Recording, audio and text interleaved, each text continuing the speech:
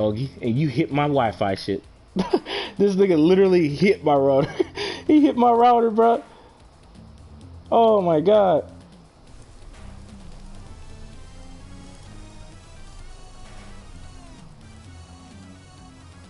Bruh, I'm just starting with... Which character should you pick? Damn, bruh. What the fuck, nigga? Yo, I can't believe he hit the damn cord, bro. He hit my router. Yo, this nigga hit my router, bro. Yo, my internet disappeared. This nigga hit my router. Yo, my dog is a trip, bro. He hit my fucking router, bro. It's not a toy, bro. You gotta leave that shit alone. Damn. God damn. This nigga, yo, this nigga, yo, my dog hit my router, bro. And the internet went out for a quick moment, bro. Yo, come on, man. That's not a toy, bro. That's not a toy. You stay away from that, all right? You go and sit down. It's all right. I'm not mad at you. You did it at the wrong time. That's all. Damn, bro. Fucking dog hit the damn shit and fucked up my internet for a brief moment. Ain't that about a bitch? So let's keep going.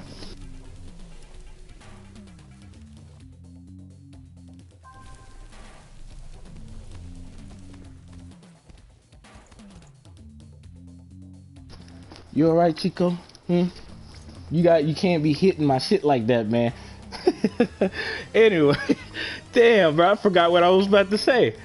Anyway, let me just get straight to the point. Okay, first of all, this move, right, is a fuck neutral move, right? Alright, this literally is a fuck neutral move. You said what grab is better, Kodo's or Gears? Well, Kodo Khan, he gets a damage buff, which is a big deal because this nigga literally, the more he keeps hitting you, the more damage he gets, so he can kill you like a lot faster. But since Gears has brain dead crushing blows that are like super strong as shit, like, I mean, they're kind of even in a way, but not completely. Like Gears can carry you to the corner, and he has a meterless. Everything that Gears does off of that command throw is technically meterless, and it benefits him completely. You know what I mean? But anyway, first of all, this move, right, is a fuck neutral move. First of all, he's already conditioning you to block low, but he also has a brain dead crushing blow that says triggers if this attack has missed twice in a row or breaks armor, right? So I want you guys to peep game on this shit real quick, right? So what he can do here is that he can obviously condition you to block low, but he can easily whiff this on purpose, which you're stuck into this fucked up mind game because you don't know if he's going to whiff this move on purpose or he's actually going to physically attack you. But not only that, this is one of the most dumbest special moves in the game. This is literally the true definition of a fuck neutral type of special move. First of all, this nigga is already in there. Not only is it a projectile, it's a teleport and it knocks you down and gives him almost 15% damage. And he has a high hit advantage. But not only that, this nigga can literally go for strike throw mix-ups on you as well. And has a dumbass crushing blow, if I haven't shown that off. That does combo damage. That happens to be fucking meterless. You see what I mean? This nigga shit is dumb as hell. Oh, and God forbid, bro, if this nigga literally had this charged up and you're dealing with a 50-50 situation, bro, oh my god. Oh my god. Yo, like, dude, you are fucked. You're gonna fuck up on one of them. You really are. It's ridiculous. Like, this is literally the true definition of a fuck neutral special move. Like nigga, what's fucked up about this is that you don't have to, how should I put it? You don't have to rely on like playing against your opponent. And what I mean by that is like you have to focus on dealing with Gears' neutral game, but Gears doesn't necessarily have to put up with your neutral game. You see where I'm going with this? So it's corny, bro. This shit is hella corny. But that's pretty much the two special moves I wanted to talk about with like Gears real quick. And yo, GSR, does MK11 require good footsies?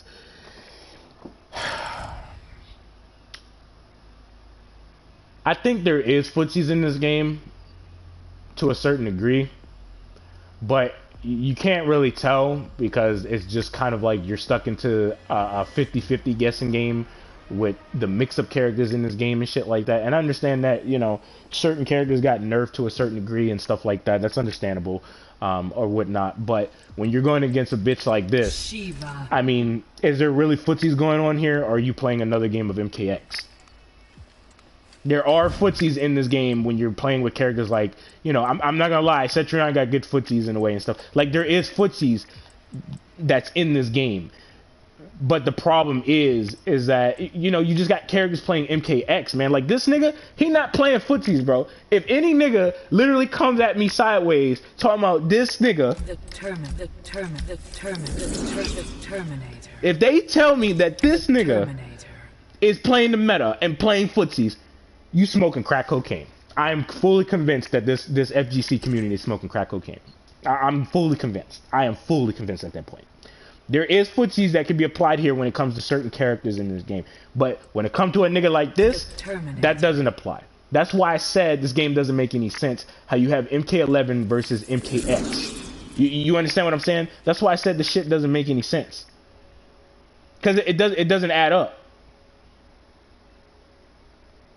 So, I mean, it's like, it's interesting, man. It's interesting how they have a mixture of characters playing that meta, and then they have other characters that's not necessarily playing that meta. You get what I mean? Like, it doesn't make any sense. It destroys the skill factor out of it, because the thing is, like, you would think this game would be based around complete skill and stuff like that, and you play it and you play it, and then you start to realize, like, oh, that's not really true. Like, it's whatever, man. Like, I'm kind of over it at this point, because it you know, ain't no going back at this point. But you know, I just think it's kind of stupid. But I was gonna talk about his 50-50 situation. You know what? Yeah, let me hold on.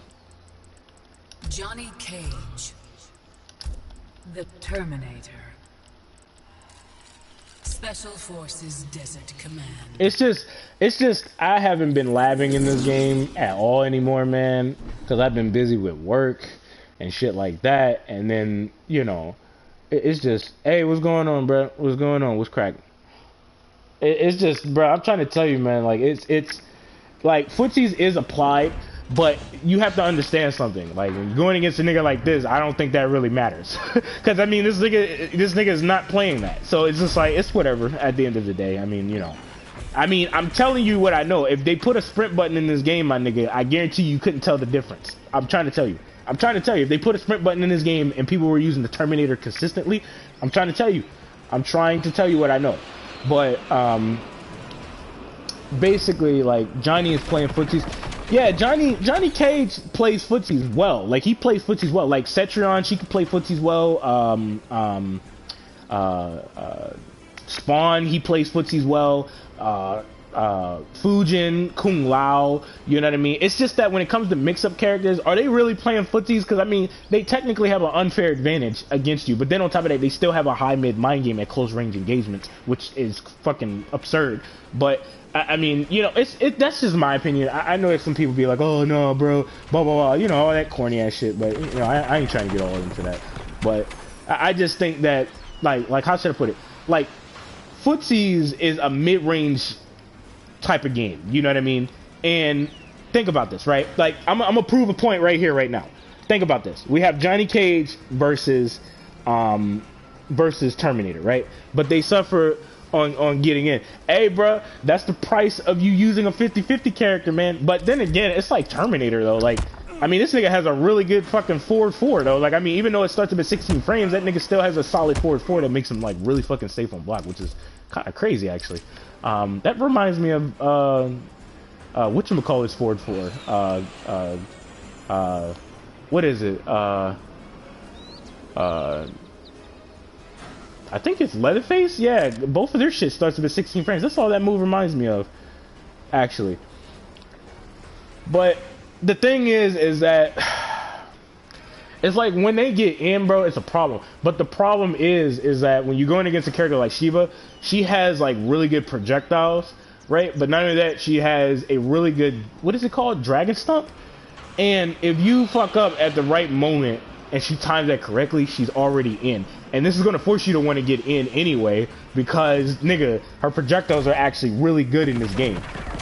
But Sub-Zero got footsies, and he has 50-50s. Yeah, man. It's fucking nuts. It's fucking nuts. That's why I said his overhead option needs to be fucking -11 or -12 on block. That doesn't make any sense how a character can have best of both worlds. That shit is weird, man. But I think MK11 is kind of dead, and people are waiting on the next game. Yeah, they're already waiting on the next game. Have you guys not heard anything about these high-level players talking about this game, bro, and giving their suggestions and talking about it, actually talking about it? So it's just like, come on, man. I know what it is. I know what it is, but yeah. So like with Johnny Cage, right? Like here's the thing, right? Here's the funny thing about this, right? Combat Pack 3 is coming out. Combat Pack 3. They're having a Combat Pack 3. Is that what you told me? I mean, I wonder who they're gonna put in this game, man. Because I mean, if they don't, because how should I put it? I hope there is another update where they fix certain issues with this game, because that would be pretty nice. I'm not gonna lie, that would be pretty nice if they fix certain things with this game. Because I don't think the forward roll mechanic should be in this game whatsoever. I think that shit is a very flawed mechanic. I don't even know why that was even a thing in this game. Especially when you're going against fucking MKX characters, that shit is dumb. But I get fucked up by wake up buttons and delay wake up buttons. That's the thing, man. That's what I'm talking about. That's the problem I'm having with these defensive options, bro. First of all, it protects you on chip. That shit is crazy, my nigga. Like, why is it protecting you on chip?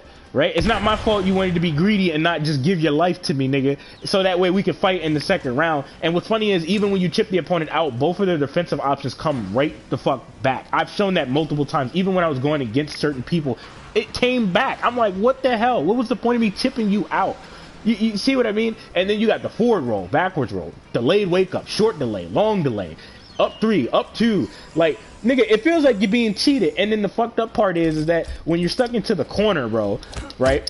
Or if I get you in the corner, I knock you down. What's the first thing that majority of opponents tend to do in this game? They back up. Reason why they back up is because they're watching out from your defensive options, which means they're doing what? They're giving you free space, which allows you to ultimately teleport out the corner for free, possibly. And that's really bad for, like, if you're going to get Cetrion. That shit's dumb, bro. That shit is dumb as fuck.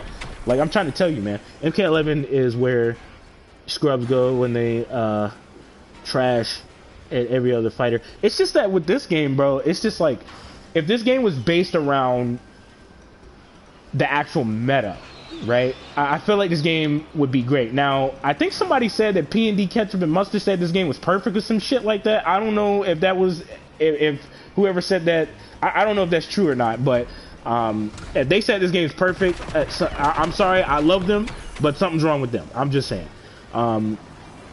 Kind of want Injustice 3 already. Yeah, I would like to see another NRS game already. I'm kind of tired of MK11, to be real with you, because like I don't fuck with it. Thought on Jade: anti-zoning costs 0 bars. I think it's very insulting and scrubby. Hey, it's whatever, man. I mean, hey, look, they still haven't fixed certain things with this game, but no game is perfect. Yeah, no game is perfect at all. No game. But these are obvious issues that can be easily fixed. I mean, high-level players even talk about the same shit, and it's still not getting fixed. So it's just, it's weird, man. That shit is weird. Injustice 2 was a good balanced game, but the zoning, yeah, exactly. See, Injustice 2 was a good balanced game, but Injustice 2 ruined their own game with the fucking zoning. Like, they literally did that. They killed that game themselves with all that zoning. So I mean, they fucked that up themselves. Of course, no game is perfect, but this game is booty. Just like I said, this game is booty. Oh shit. So basically, right? Actually, let me show you guys what a restand actually is. So a restand, right? Jade's anti-zoning should cost 1 offensive and 1 defensive bar. I don't know, man. It's just that, you know, when you talk about stuff like that, it's just like people don't like the idea that you're talking about nerf this, nerf that, etc. It's whatever, man. But basically, what a restand is, let me actually just show you. That's a restand, right? Now, what a restand is that, as you can clearly see here, see this? The opponent is standing up, right? Now, a restand is somewhat like a reset to a certain degree, but it's performed differently, right? To where how should I put it, to where the opponent, right, is put into a certain dilemma, especially in this game. And restands are actually really powerful in this game. And the reason why I say that is because you don't necessarily have to put up with the opponent's bullshit as defensive options. You know what I mean? So when I use Johnny Cage and I go for this restand situation, you'll see that a good portion of opponents that I've gone against back in the past would actually break out of that combo. You get what I'm saying?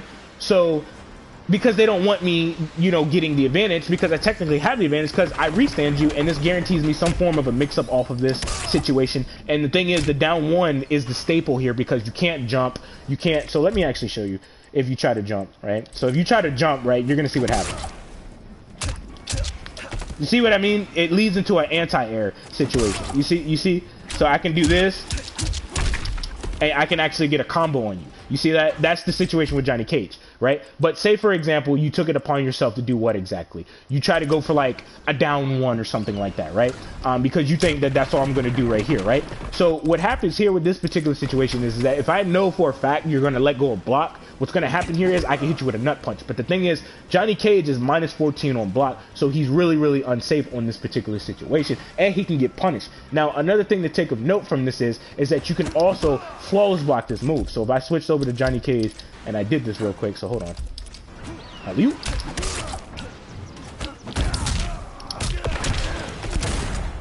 See what I mean? You can flawless block this nigga, right? So those are like the two options of punishing this, right? Now, the best option is to obviously just hold block. But the thing is, if I know that you're going to respect the idea that my down one is a threat, the problem is that, how should I put it? I can throw you, right?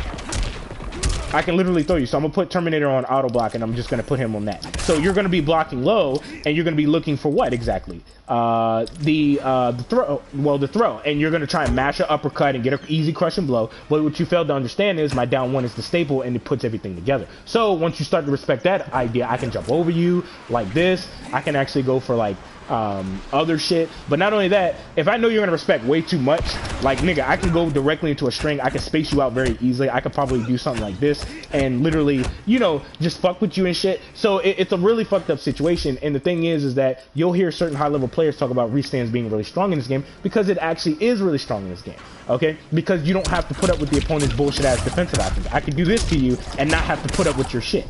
That's what a restand is. It acts kind of like a reset, but at the same time, it's literally a reset. See that? I stand you right back up, and you're not on the ground. Like, if I did something like this, right?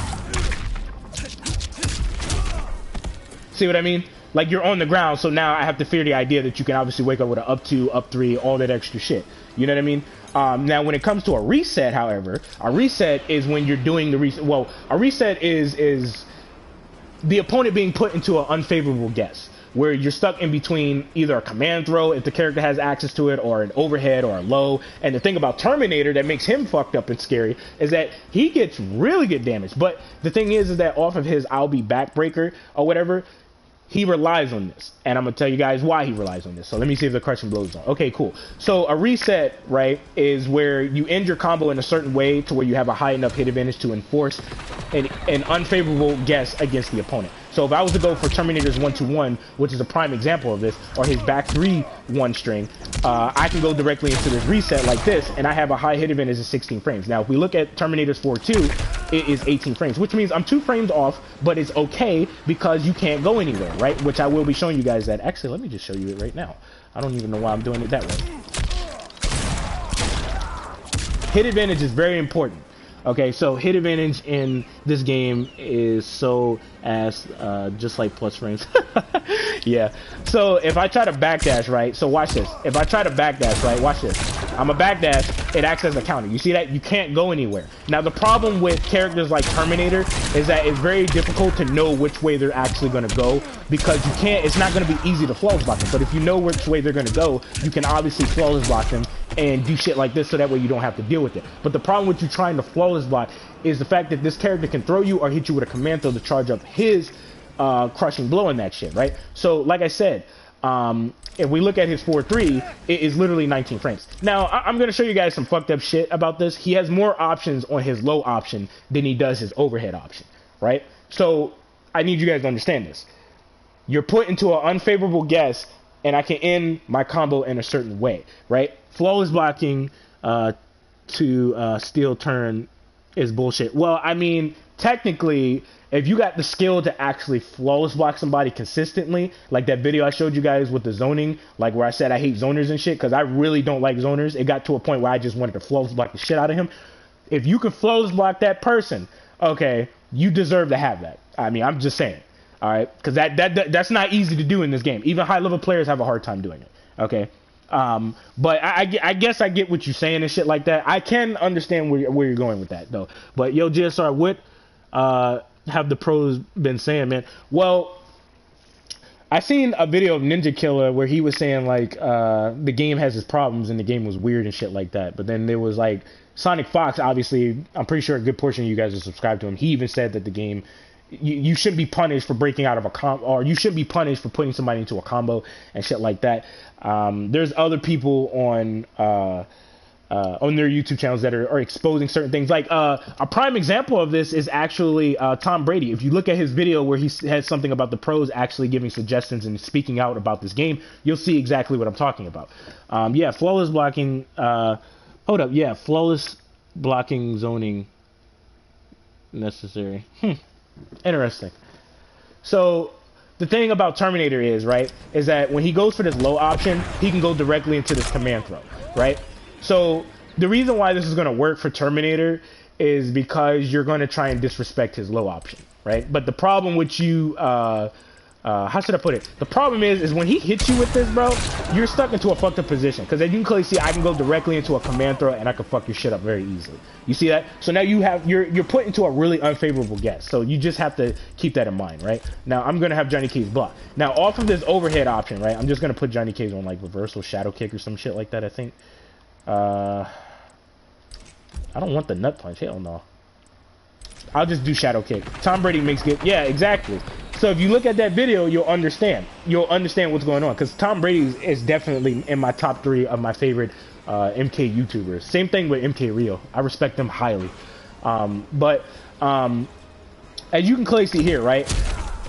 Terminator can get hit because there's a big ass gap in him. You can flawless block him, but there's no point of actually doing that, right? Because you can just get a full combo punish. As you can clearly see, Johnny Cage can obviously stop Terminator from doing this, right? But what Terminator can do is, that's right, he can stop your ass from pressing a button. Now, obviously, what you can do is you can neutral crouch and shit like that, but the problem with you doing that is that this nigga can hit you just like that with the overhead, right?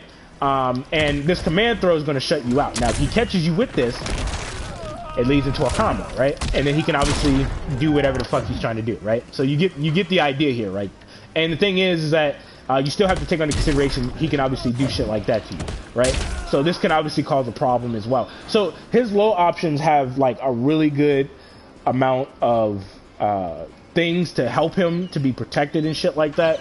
It's going to force you to respect because this command throw is going to prevent you from pressing a button, and then when you actually like crouch down and shit like that. So hold on, let me see. What's the right one?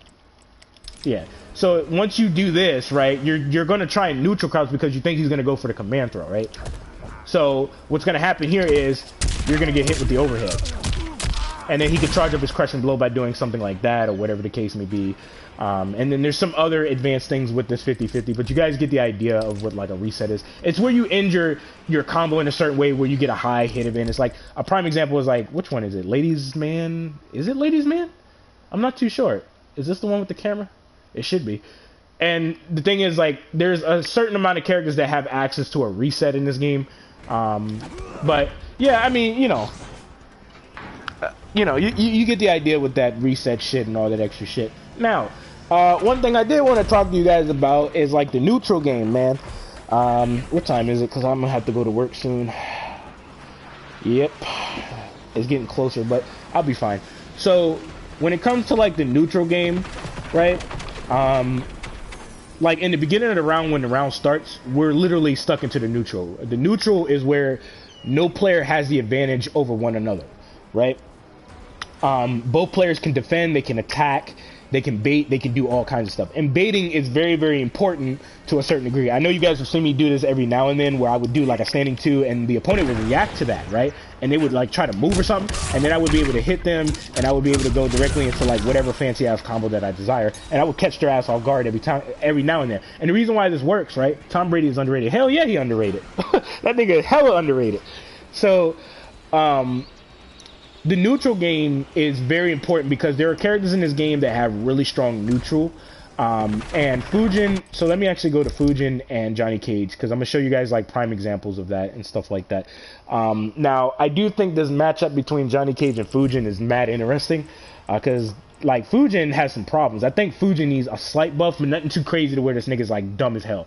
Do you think NRS listens to the community? No, they only listen to the high level players. I don't know if you guys know that, but they only listen to the high level players, man. I'm trying to tell you. Like, they only listen to the main niggas that's going to these tournaments and shit. They don't listen to the full community. Why would they? Why would they? Our opinion don't mean shit. You know, even if somebody knows what the fuck they're talking about. So, you know, it's whatever, man. It's fucking whatever. I'm kind of tired of it, honestly, because it's just like you're listening to a small portion of people, but you're not listening to the full community. But it's whatever. You know, yeah, what can you do? What can you do? So I'm just saying, like, you know, I love NRS and stuff like that, but they don't fuck with the whole community, because I've been told they don't take criticism very well. So they just like the COD community or the COD developers and shit. But it's whatever, you know. But yeah, man. So when it comes to the neutral game, right? Both players don't have an advantage over one another, nothing like that, right? The thing that you have to take of note when it comes to learning the neutral game is you have to understand your opponent's best far-reaching normals, certain special moves that they have access to that can help them in the neutral game. But not only that, you have to also understand the range of your attacks. You have to understand what you have in the neutral game as well. And you have to understand what's a good way to counter poke this, what's a good way to counter this. It's pretty much problem solving. That's what it is. It's problem solving. Understanding what you can do, right? So I'm going to put both of these characters full screen, and I'm going to put Jax on his little blocking situation like this, and then I'm going to have him go for his thumper, right? Now Fujin can low profile certain moves in the game because he's super low to the ground, so his hurt box is way down there and shit like that and stuff like that, right? Now the thing is that if I do something like this and I dash up, see that? Problem solving. Now that is just one example. I'm gonna have Jax actually go for his stiff-armed move, so let me see if it comes out. Hold up. Only GSR Tom Sakura. Yay. Now, to be honest with you guys, I would love to talk to Tom Brady, man. Like, I'm not gonna lie. I'm gonna tell you guys who my idols are, though. I'm not gonna lie. Yo, you ever watch a YouTuber named GSF? No. Y'all make similar content about MK11. Nah, I don't know anything about that guy, man. I be working my ass off, bro. So I don't really get on YouTube all like that. Biohazard is killing it with the matchups or matches he posts on his channel. That's cool. I'm a simp for Tom Brady. Yeah, like, I'm not gonna lie, it would be really awesome to get in contact with Tom Brady and talk to him, and MK Rio and my nigga Scar, bro. Those three are my favorite MK YouTubers, bro. Like, I'm not even gonna lie, bro. Like, those three are my idols, bro. Like, I'm not even kidding. Like, also a bonus, Sonic Fox is my idol as well. Like, I fuck with him as well. I watched him play MK9 and he rose up to the top, and he proved that, well, he pretty much proved that anybody can do well if you just lab and you learn the game and you dedicate a lot of time and stuff like that, and you can be good and stuff like that. Hell, even Ninja Killer is a prime example of that, you know what I mean? But the main three MK YouTubers I respect highly, like highly, and they're my idols, is Scar, MK Rio, and Tom Brady. But I would love to talk to Tom Brady. I really would. It would be an honor to talk to him, man. But hey, what's going on? What's cracked? So in the neutral, right? I think that this man GSR picked MK11 back up. That's crazy. Nah, man, not completely, bro. Not completely, but it is what it is, bro. It is what it is. I'm still training with Smoke and MKX, but when it comes to the neutral, how should I put it? You have to understand the range of your character's attacks, right? Now, Fujin, I think, is a god when it comes to the neutral, because of the good space control he has with like these projectiles here and stuff. So like he has really good range on his back too, which is really dangerous. So like even if Jax is to do this because he's trying to punish me at that range, he would get hit. So I can easily do something like this and I can stop him and stuff like that. And Fujin has really good normals in the neutral where he can go underneath high stuff, like stuff that happens to be highs and stuff like that. And Fujin's back 2 is really good in the neutral game. Like, it's really, really good because it's a projectile. And I can stop you every single time. Now, obviously, if you neutral crouch right there, Fujin has a high mid mind game that he can play here. So he can obviously go directly into this. He can pretty much hit you with that. He gets a little bit of damage, nothing too crazy. But he controls this mid-range engagement. He controls this area right here. He controls this when it's in this matchup against Jax. Jax is going to have well, I'm not going to say Jax is going to have the craziest hard time to get in, but it's not going to be easy to get in on Fujin, right? I think a good fight would have to be Fujin versus Johnny Cage. Because in the neutral, like, Johnny Cage has a really solid shadow kick. He has good projectiles, especially if you're using the outtake variation. He has good normals when it comes to the mid-range engagements, aka when you guys are playing footsies with each other and you're trying to find an opening and a hit. And the thing is, you have to kind of like bait the opponent. That's why you'll see people kind of like go for like jabs and shit. And the cool part about this is that, let me actually go to Johnny Cage real quick. The cool part about this, to take of note, is that when you go for certain normals look like you're throwing out a projectile. Like Johnny Cage is the prime example of that, right? So let me just go to this one right here. Who do I want to use? You know what? I'll use Scorpion. You know what? Yeah, I'll use Scorpion. I'll use Scorpion because he's a good example because he's a teleport character. So there are certain normals that actually look like, how should I put it? There are certain normals that actually look like you're throwing out a projectile, right? Johnny Cage's standing 2 is a prime example of that. So if we go back to the default shit, right? Oh yeah, Johnny's standing 2 kind of looks like his straight. Yeah, exactly. See, you know, nigga. Hey, look, you know, fakes people out a lot. Yeah, because the thing is, I do it a lot because guess what? See this? His standing 2 looks like he's throwing out a projectile, right? Now, the thing is, his recovery is super good because it's only 11 frames, right? So, as you can clearly see that? See this? So when I do this, I can immediately do this. But see, it looks like I'm throwing out like a projectile, bro. And the thing is that some people tend to neutral crouch, which when I'm in the correct range and I know the range of my forward 4, they get hit. I've done this multiple times against people when I would post online matches and shit like that, and it would catch them off guard every single time. The thing about this matchup, though, is that Johnny Cage has to understand that he cannot necessarily just go for reckless ass force balls and do all this crazy shit. He has to bait Scorpion to do stupid shit because Scorpion has a pretty much a fucking teleport that leads into a combo. So if Johnny Cage can bait Scorpion, that's going to cause a problem. Now, obviously, a smart Scorpion player is not just going to be too predictable with their teleport or nothing like that. And another thing to take of note from the neutral game and just playing footsies in general, and footsies definitely applies at close range and everything like that.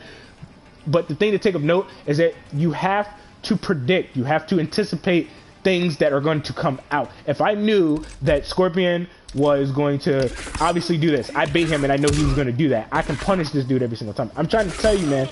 I'm trying to tell you, the neutral game is, it's interesting when you're playing with certain characters that require that skill, man. But not only that, matchup knowledge is very important. But not only that, a shimmy is hype is shit because you get the opponent to do what you want them to do and you have to think ahead of time.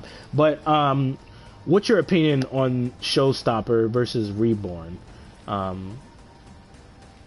Sharing rage matchup. That's interesting. Showstopper and Reborn. Hold up.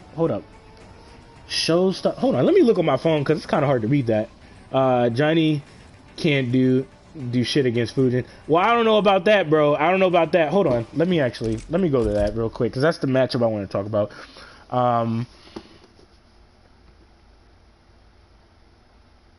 So let's see here. What did you say? What's your opinion on Showstopper Reborn / Searing Rage matchup? I don't know about that one, man. I have to look into that, actually. I'll have to look into that. I would really have to look into that. So the matchup between Johnny Cage and Fujin is hella interesting, and I'm gonna show you guys why. Fujin, in a way, he kind of has like a fuck neutral type of special move, because it's like his, like, how should I put it? He can jump and fly way up into the air, and then you're stuck into this mind game where you have to guess on whether or not he's gonna physically attack you or he's gonna cancel and then have all that space to himself. So it's kind of like a fuck neutral move, but the thing about him is that it costs like a defensive bar and all that shit. But Fujin's forward 3 goes under Johnny's projectile. Yeah, it does, in the correct range, of course. So like, let's see here. Because I was training with this matchup because I was kind of curious about this matchup. I've been a Showstopper main since I've been playing with him. What about Outtake, Cloud Walker? Okay, Outtake and Cloud Walker. That's interesting. Let's see here. Put him on stance hold. So I've been training in this matchup a little bit. This matchup is hella interesting because it's like, it seems like Johnny Cage can do certain shit, but let's see here. So Johnny Cage, shadow kick, that's not gonna cut it. Let's see here. If you neutral crouch, however, so let me just switch over to Johnny Cage. It's better if I do it that way. So let's just see what we can do against Fujin, right? Now, people don't understand that Fujin has problems. Like, he has problems. Like, he's not, like, the safest nigga in the game. His spacing is kind of risky, because he's minus as hell, and it's weird. So, first of all, if Fujin does this, he has to understand that he's minus 16 on block. That's not good. Johnny Cage can always go for, like, a shadow kick on this nigga, like, every single time. Also, he can actually backdash out of this shit, which is not good, because as you can clearly see here, I can just look at Fujin like he's a dumbass, and before he can actually amplify that, he's at a huge disadvantage. See what I mean? Like, I can get the fuck out of dodge very quickly. But the thing is that if he goes for, like, if Fujin goes for, damn, I don't know why he does that. So if he goes for some shit like this, Johnny Cage can obviously neutral crouch like really fast, and then what you do is that obviously you hit him with a shadow kick, but you have to kind of be fast about it. And as you can clearly see, you can punish this nigga just for doing that. What else is there? So if Fujin goes for like what? I don't know, like shit. He goes for the down version of this projectile. Let's see what happens, right? First of all, he has to understand that I'm getting close to hitting him. But you can possibly make a trade like this, and Johnny Cage, he can obviously like beat this nigga out, possibly. But the thing is, like, I mean, nigga, look. I mean, I'm trying to tell you, bro. I've trained in this matchup. Like, I mean, you see what I mean? Like, Johnny Cage will take advantage of this every single time. Look at that. You see what I mean? Get that shit out of here, bitch. Get that shit out of here. Get out of here. Like, you see what I mean? So, hold on. Let me see something here. I want to see something here. No, I don't want that. Hell no, I don't want that. There we go. There we go. Okay, okay.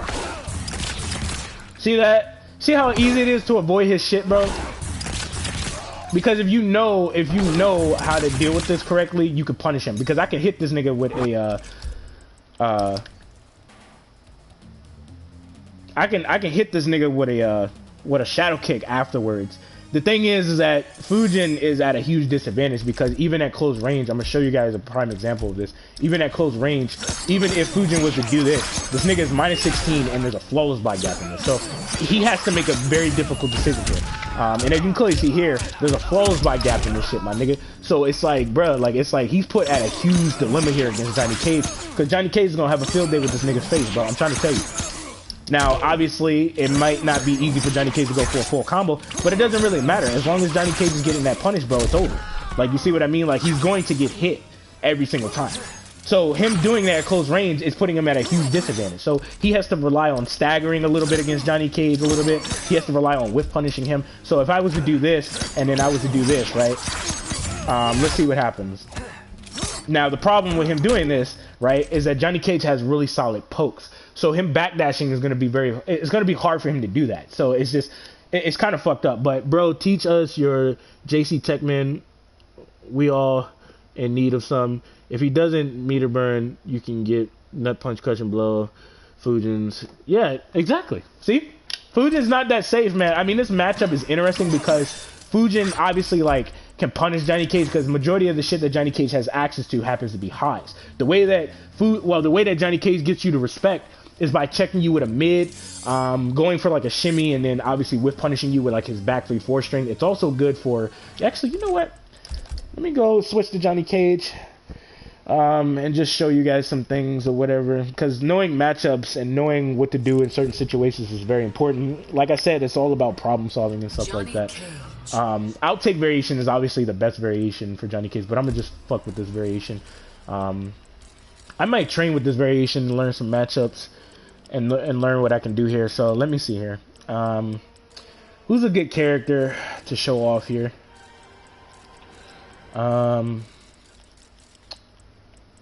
Shit. Aaron Black, I don't know. His projectiles are weird, man. You can't even see him, and then you don't know if he's minus on him or not. Let's see here. Kotal Khan. I think Kotal Khan would be a good example of this. Yeah, I think he would.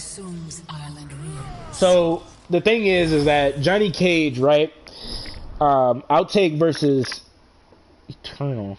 Outtake versus Eternal. Hold up. Eternal. Hold up. Which variation is that? Hold up. What variation is that? Eternal. I'm trying to fucking remember, man. Fuck. Who? Eternal.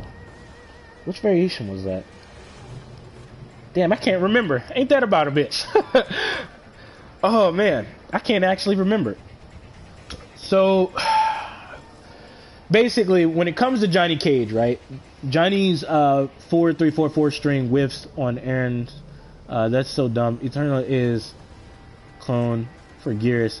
Yeah, I'm gonna have to learn that matchup a little bit before I talk about that, actually. So, really, Johnny's 4-3-4-4 string whiffs on Aaron. That's so dumb. If he stand blocks. Hey, what's going on, bruh? So, basically, right, understanding Johnny Cage is very important. Okay, because it's not easy to open up the opponent. Now he has good frame data and plus frames to help him get something going, obviously. But let's just talk about this real quick, right? So let's see if I got everything here. Hold on, let me see if I got everything here.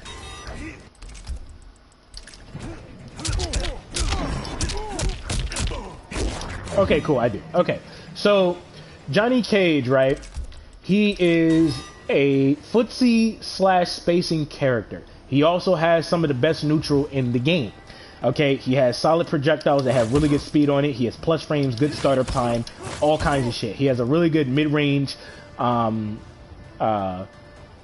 long-range shadow kick that starts up at 11 frames. The downfall is that your button can get checked, or the special move can get checked because it's a high, and not only that, it's minus 23 on block. Now, if it was a mid, you know, neutral crouching against this is not a good idea. Now, if this was a mid and they kept him minus 23 on block, that would be pretty interesting because he would have a high mid mind game here with this projectile and this. But then again, that would be kind of dumb as hell, I think. But the thing is that Johnny Cage, like I said, has good neutral, and he has good buttons.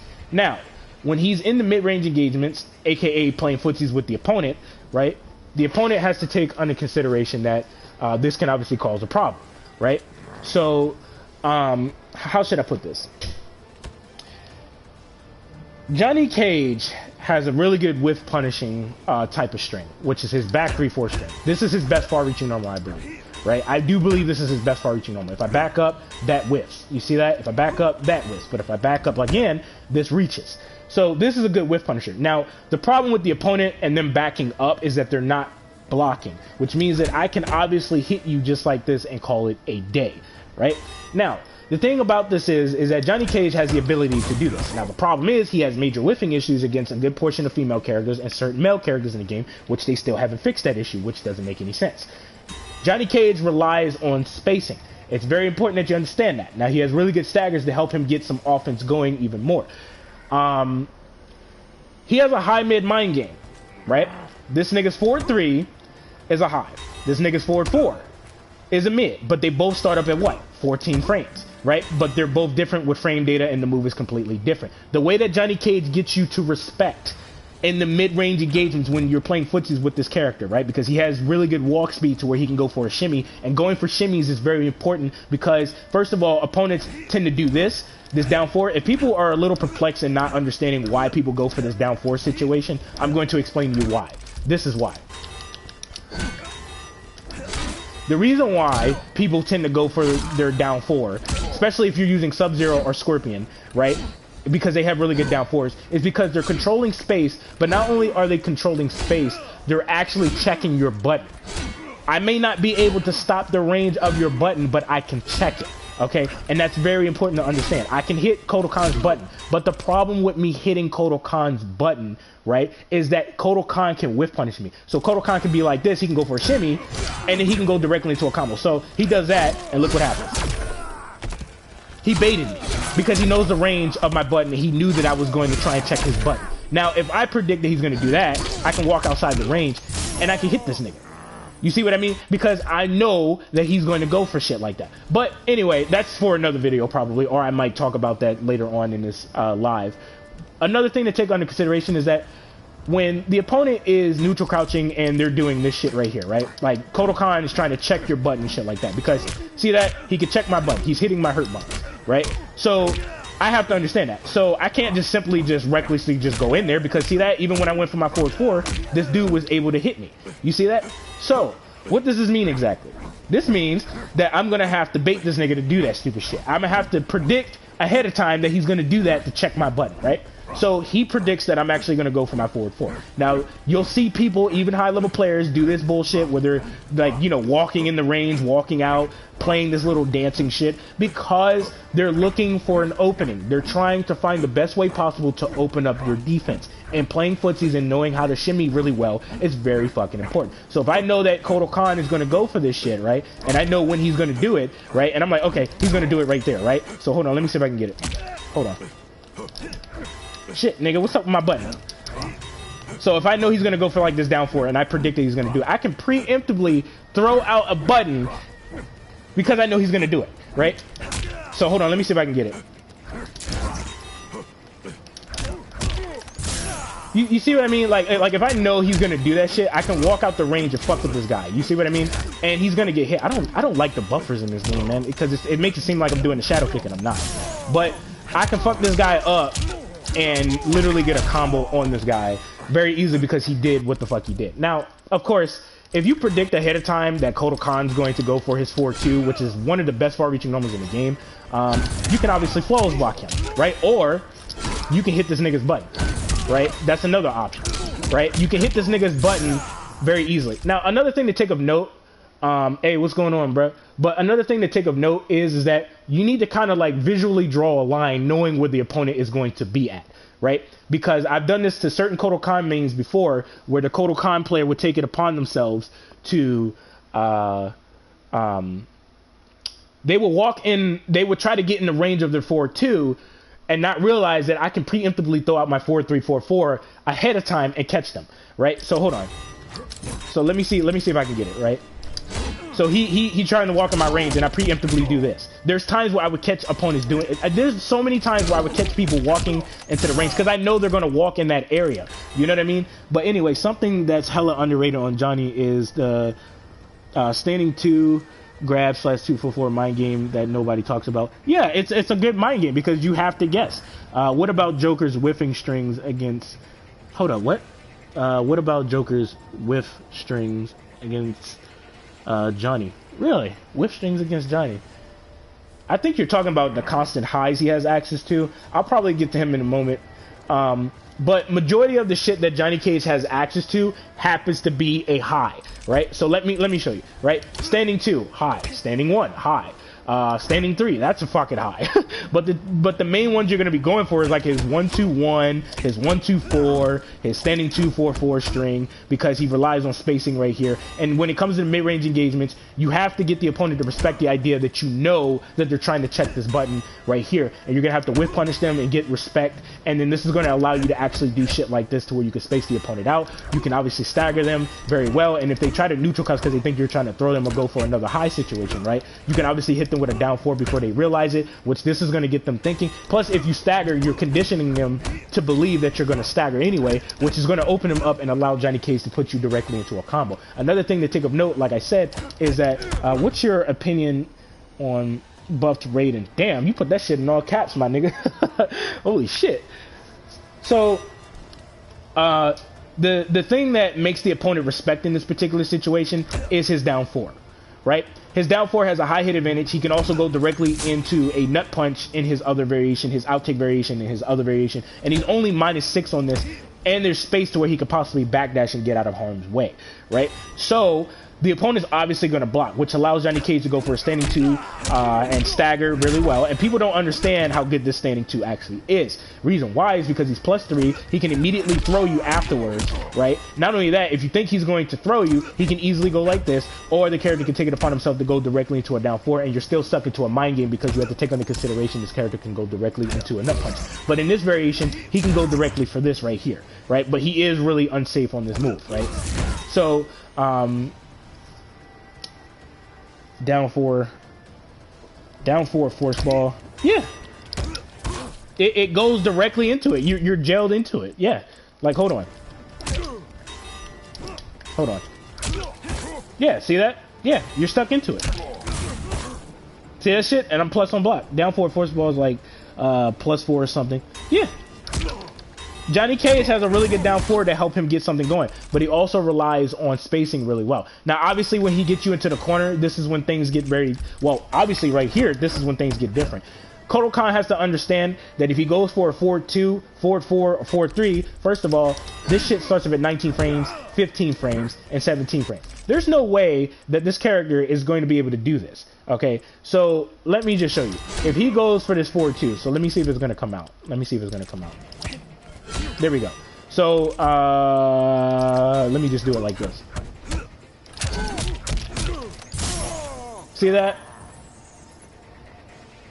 So, poke into back is popular with Sub-Zero, Scorpion, Jade. Yeah, so the thing about this particular situation right here, bro, is that Kotal Khan cannot advance forward with these normals. His forward 2, his forward 4, I think it is, and his forward 3, they have way too high of a startup time. He cannot necessarily go for some shit like that, because if he does, he will get hit. And this is a problem, right? So I can go for an Abari because I'm -2 on block, and my standing 2 is 8 frames. So that would mean that I am actually 10 frames on startup. So I am a lot faster than Kotal Khan. So I can go directly into a combo, and then I can do whatever the hell I want to do, and I can fuck his shit up. He has to take that under consideration. And this obviously causes a serious problem, right? Now, what if Kotal Khan, I guess, you know, took it upon himself to, you know, be like, hey, you know what? I don't like that shit. I'm actually going to try and hit you now, right? What Kotal Khan can do is he can wait for a brief moment if he predicts correctly, and he can actually hit Johnny Cage, right? Spacing is very important, man. Like, there's so many things I could tell you guys about spacing, bro. Like, it's not even funny, man. Like, it's not. I made like 2 spacing videos, I think, or something like that. I'm trying to tell you, man, spacing is important when it comes to certain characters like Joker and shit like that. But Raiden, he did get a buff, and I was training with this character, though. I'm not gonna front. I was training with this nigga. Raiden's buff is not bad. I'm actually impressed with his buff to a certain degree, because his, what is it, his back 1-2 into that throw, it's not bad. I mean, 12% damage, I think it is, plus a knockdown, which he can obviously do something off of that. It's not bad. It's alright. It's not alright. So, I mean, he has a really good stagger because like the second hit here is like super delayed, so he can obviously do this and then throw you, or he can go directly into this again very easily. But you have to understand that you can get punished for going for something like this, and then on top of that, the last hit is a high, so you can obviously neutral crouch really quickly and get a combo. So like if I was to do this with Raiden or some shit like that, right? Bro, Joker's standing 2, I believe, and or auto or neutral. It's disgusting. Yeah. So like, so hold on. Let's see here. See, I mean, like you can get out of it. Like he'll get hit and shit like that, and then you can obviously go into like whatever combo that you want and shit, and you can fuck his shit up. Can't play neutral against Joker. Back forward 4 stops the whole game. Back forward 4, huh? Oh, back forward 4, yeah. Yeah. So Joker, right? Joker is very interesting because they gave him like a serious buff. Like this nigga is really good in this game. This is so dumb that you can't duck that storm cell. Hold up, what? This is so dumb that you can't duck that storm cell. You can duck the storm cell, it's just the last hit. What you mean? I mean, you can literally duck this shit. I mean, the last hit is a high. It's a high mid mind game pretty much going on here. So it's like, it's very simple. Like you just wait, he gets punched.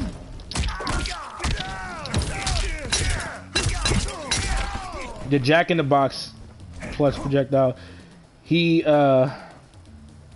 like the fact that you can. Oh, okay. Okay, I was like, wait, what? So yeah, the thing about the Joker though is like he relies on spacing like a lot.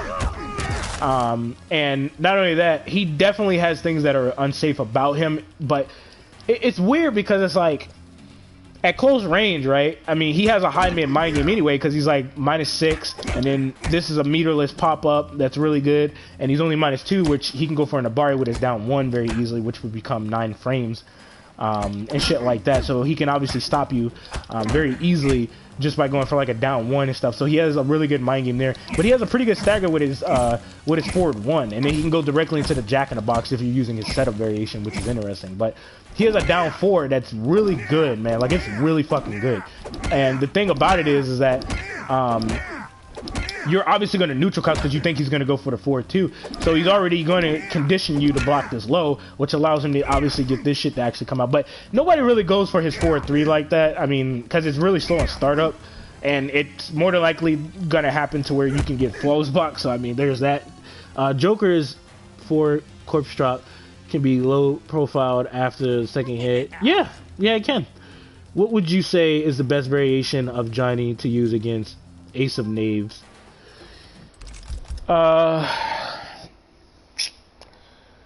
Let's see here, because I gotta because this is a customized variation. I was gonna do combos with this variation, but let me just variation, or I'll just go to oh shit, one of his other variations and shit.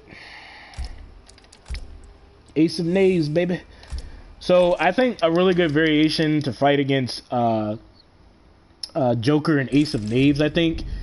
Try Joker's down forward, cancel into back. What is that? Back forward 4, I think that is. Practice.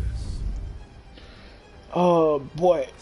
So Johnny Cage. A variation that I think is actually really good against Ace of Knaves though is Johnny Cage's outtake variation.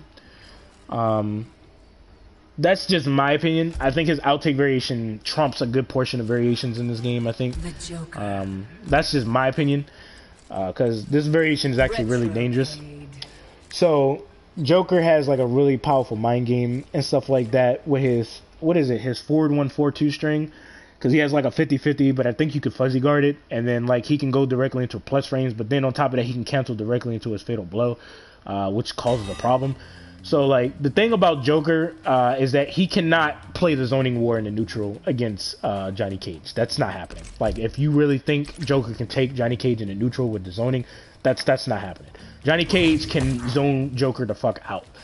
Joker doesn't really have much to actually just get in that easily, so Johnny Cage already can actually just stop this dude just in general. It's like it's a, I don't want to say it's a good counter pick, but it's like a counter pick, because in the neutral, like, this character, the way that Joker's gonna be able to get in is he's probably gonna have to make a trade, possibly by doing something like this and wave dashing really quickly and getting in, and possibly doing shit like this and trying his best to get in and stuff like that. But him trying to like just get in that easily and shit, so like it's not gonna happen. Like, it's not gonna happen, especially against somebody that knows how to keep Joker out and stuff, because they know that Joker is really dangerous and stuff. Especially with his setup variation, it's not gonna happen. I've always thought I'll take zoning was overrated. I've always found it easy to avoid. Yeah, I mean, it is if you know what you're doing. But if somebody knows how to play a really strong keep away game, it's not going to be that easy to get out of, because obviously you're going to walk into the projectiles because you're trying to go underneath the part where there's a big ass gap here where you can neutral crouch underneath it and stuff like that. Plus, there's certain characters that can go underneath it and actually hit Johnny Cage, like Sub-Zero with his slide and other things like that. But the thing is, like, Joker, he has to understand that Johnny Cage is like a god at the neutral. Like, this nigga literally, his projectiles are really fucking good, and it gives him good chip damage, you know, block, stun, pushback, like plus frames on top of that. So Johnny Cage can use his plus frames to his advantage, because you're gonna walk in, and once you get into that mid-range engagements, you have to understand that Johnny Cage has good normals just like Joker does. But the thing about Joker though is, like, I mean, he's minus on block, so I mean, the thing that he could do to stop Johnny Cage is like flawless blocking him, possibly going underneath the highs that he has access to and just hitting this dude and stuff like that. Hold on, what? Joker's Patsy Pew can help him get through some of Johnny's. Yeah, it can if he's in the correct area. Joker's throws come out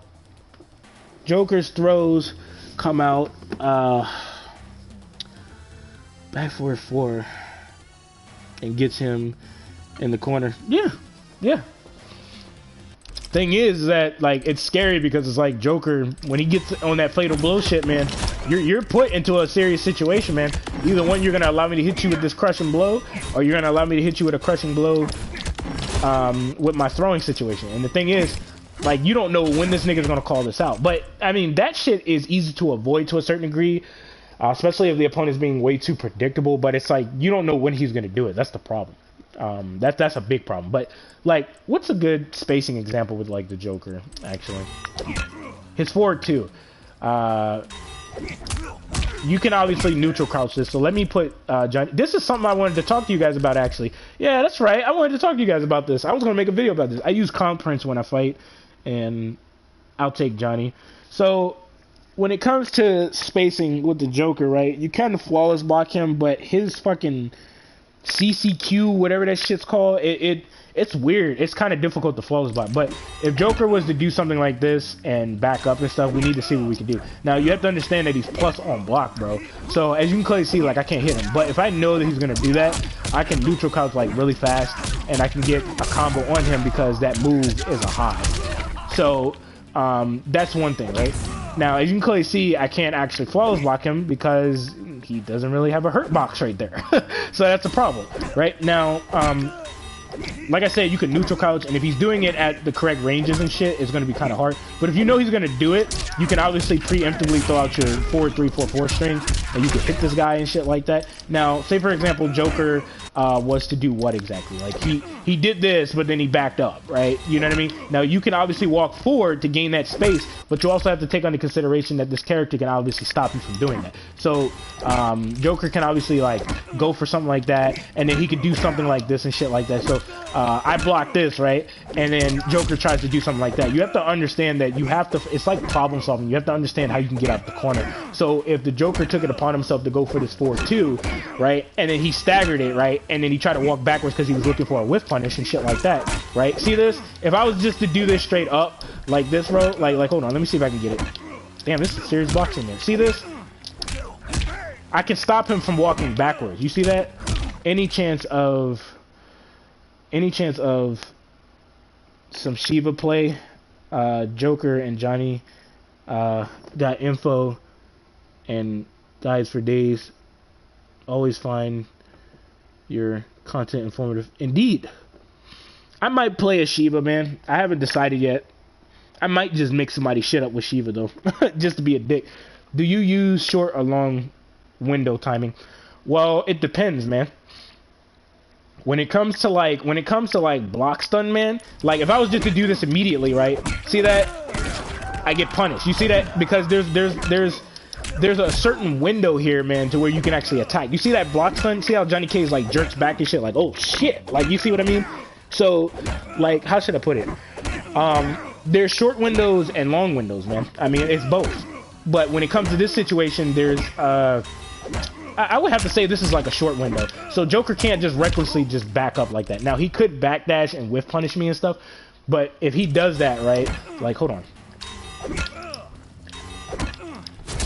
See that? Because of the block stun and because he's safe on block, it's hard for me to actually hit this guy. So if I was to actually go for my back 3-4 string, right, I can't actually hit this nigga. You see what I mean? He can get out of harm's way and hit me, but as you can clearly see, I can just do that and then bait his ass. So the thing you have to take of note is that if you... The reason why Joker's going to back up is because he's trying to whiff punish you. But you also have to understand that he can actually go directly into this move again, right? Reason why is because he knows that you're going to move, right? So how do you escape Joker's down 4 into... Hold on. You said what? In the in the corner. Okay. I was like, oh, wait, what? What is it? Back forward 4, I think that is? This? Okay. Well, first of all...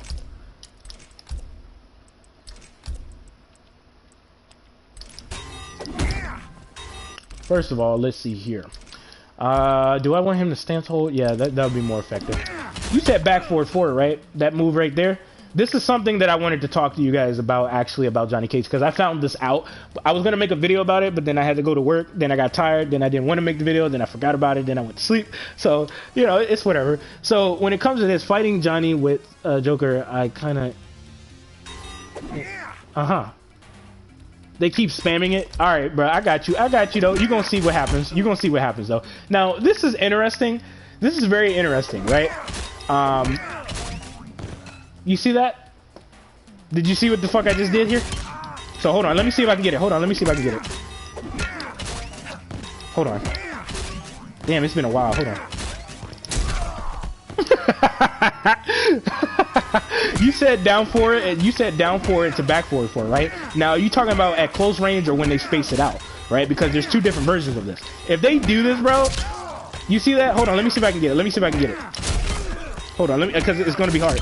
Hold on, let me see if I can get it. Hold on. Because it's going to be kind of hard. Damn, almost had it. Fuck. It's kind of hard to do, man. God damn it. Hold on. Yeah, I know that. Yeah, I know that part. You can hop it, but there's another way to get a combo on this nigga. I'm trying to get it. Hold on. Is it this one? No, it's probably not. Hold on. Damn it. There's a certain timing here where you can actually go through this shit, man. I'm trying to get it because I did it all the time, but this shit's kind of hard to do. Hold on. God damn it. This shit, yeah, that's gonna be hard. That's a hard ass window to go through. But I did it so many times, bro. It's not even funny. So you can obviously just jump up, and just do this and shit like that. It's kind of hard to get, but like you can also flawless block him. But there's no reason to do it. You know what I mean? But yeah, you could just hop up, bro. Like you could just hop up and then hit that nigga. But there's another way to do this. So hold on, let me see if I can get this shit real quick, bro. Fuck. What was it? I think I did it at close range, and that's how I got out of it. Because if they do down 4 at close range into this, I think Johnny Cage can actually, like, low profile this. So hold on. Let me see if I can get it. Hold on. I'm trying to see if I can get it. Hold on. Which one was it? Was it this string or was it the other one? Yeah, he can slide through that shit like it's nothing. I think Fujin can get underneath this too. Hold on. Yeah, see that? You can do shit like that. Yeah, I think that's what it was. There's a certain way to do this on it. Shit, I almost had it. Fuck. God damn it. I almost had that shit too. Hold up, what you say? Also, he can amplify it and get full combo. Yeah, yeah, he can. There it is. There it is. I got it. I got it. Don't worry, y'all. I got it. I got it. See that? Y'all see that shit right there? It's a certain timing. If he did this at close range, bro, you can actually hit this nigga with Johnny Cage's standing 2-4-4 string. There's a certain window though, so it's not gonna be easy just to do. Because if you do it straight up, you're gonna fuck it up. But hold on, let me see if I can get it. Fuck. See that shit?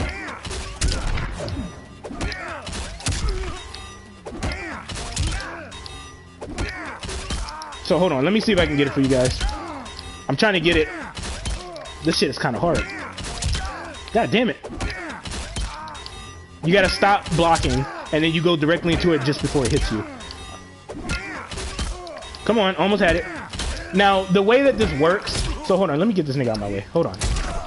So the way that this works, right, is that Johnny Cage's body, he leans in when he goes for the standing 2. You see how he's leaning in and his back is not really touching the wall. That's how you do it, but there's a certain window to it, right?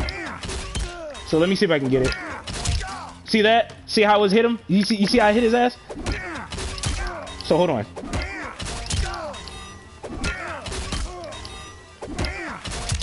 God damn it, bro. This shit is hard. That window is tight. You can't jump. That's not happening. Nope. Trying to get this shit, bro. It's taking me a while because this shit's hard. One time. Just one more time, please. You can uppercut him, obviously. But I'm trying to get it.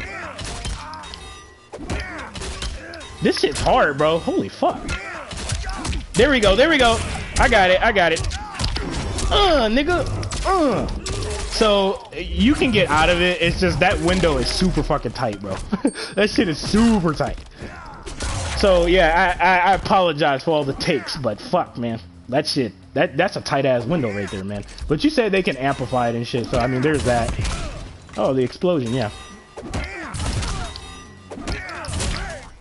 You see that? See what I did? Even if they amplify it, bro, see what happens? So hold on, let me see if I can get it this way.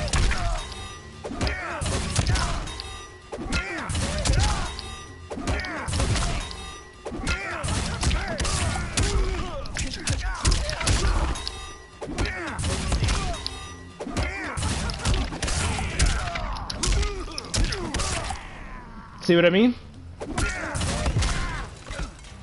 Was that helpful? I don't know if it was helpful or not, but you see that? Just let me know, nigga. Let me know. Let me know. Just let me know.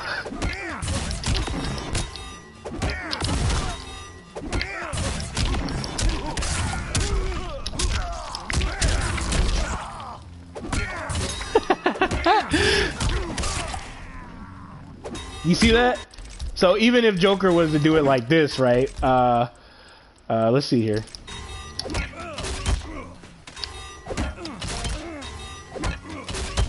Okay.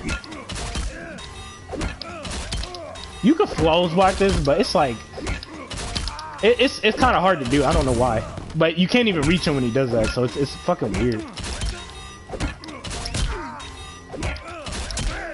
That's not a good trade. Yeah, bro. You better go for it, nigga. You better go for it, nigga. You better go. You better go. Yeah, that's the shit I wanted to show you guys. But the window is so tight, bro. Like it's weird. Like, cause the way you do it, right, is like when he goes for this shit. Like, what you have to understand is like when he goes, like he's not safe. Like he's not. He's really not. You can flawless block him just like that, right? And even if he does this, he's minus 14 on block. So I mean, like, let me see if I can get it. That's an easy reversal shadow kick, and that gives you space.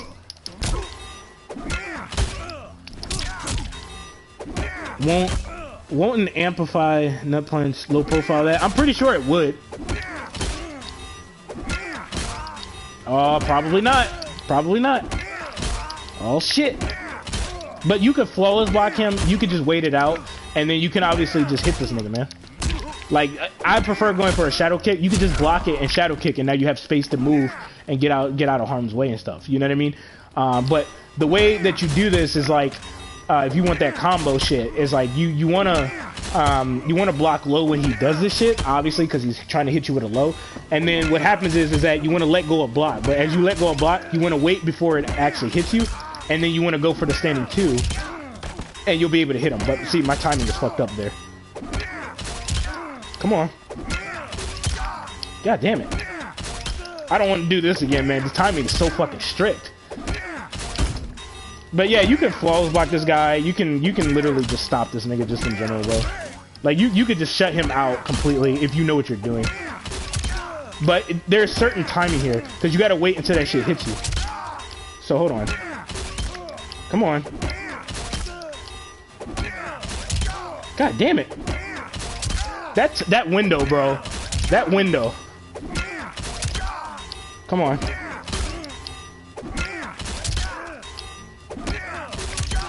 Damn. Nah, I'm just gonna pick Liu Kang in zone.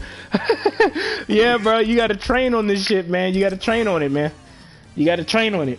That's how you get better. That's how you understand what you could do. Cause you can get out of that shit. What else is another example of Joker, man? What else?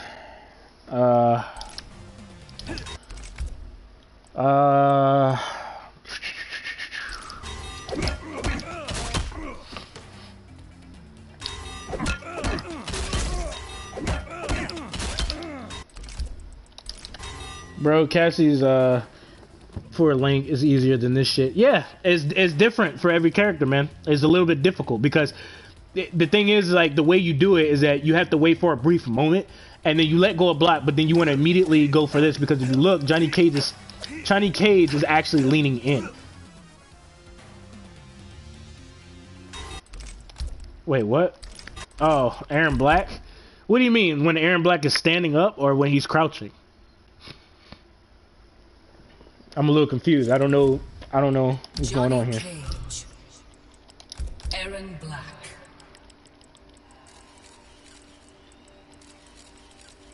Coliseum Beast Pen. Oh, buddy. What time is it? 2. Shit.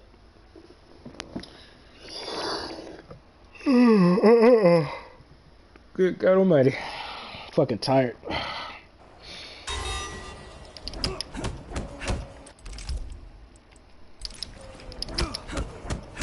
What do you mean? That shit whiffs for some reason. Like, the Aaron player can make it whiff on purpose. You talking about like the full string or just the forward 3? What do you mean? Because, like, I mean, he's blocking it.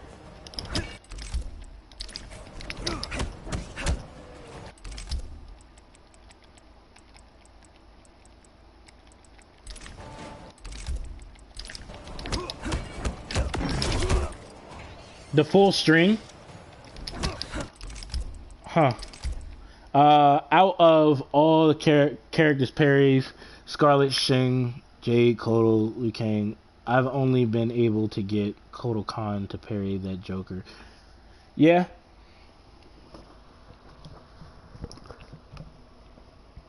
Oh, okay. You want me to record, Johnny? All right.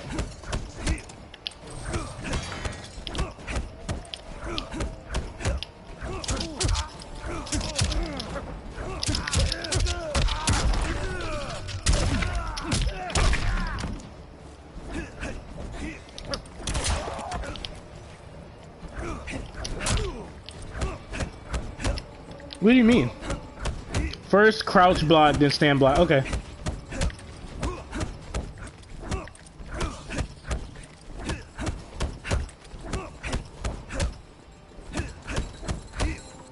Crouch block, and then it's a... Hold up. First crouch block, then stand block. Crouch block, then stand block. Don't duck. So hold on. Hold up, wait, what? Or the other way around.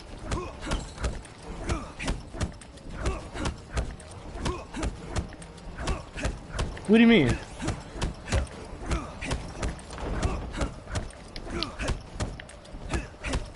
Hold up, what? First crouch block, then stand block. Alright, crouch block. And then I'm stand blocking. Hold up, what you, wait, who? Then you said don't duck. I'm a little confused.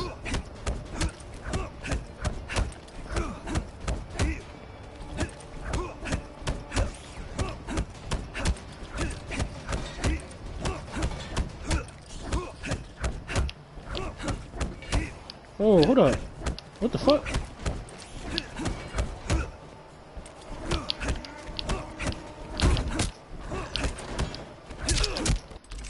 Oh, okay. I was just like, wait, what? But they get it 100% of the time. Yeah. You might be onto something here, because, you know, I do recall I did go against an Aaron Black player that did some shit like that to me, and I did not like that shit. That's probably why some people pick Aaron Black now, man, when they go against a Johnny Cage player. But Aaron Black, man, he's not like the safest character, but he's annoying, man. Like, this nigga's annoying as fuck. Like, I ain't even gonna hold you on that shit. This nigga's annoying.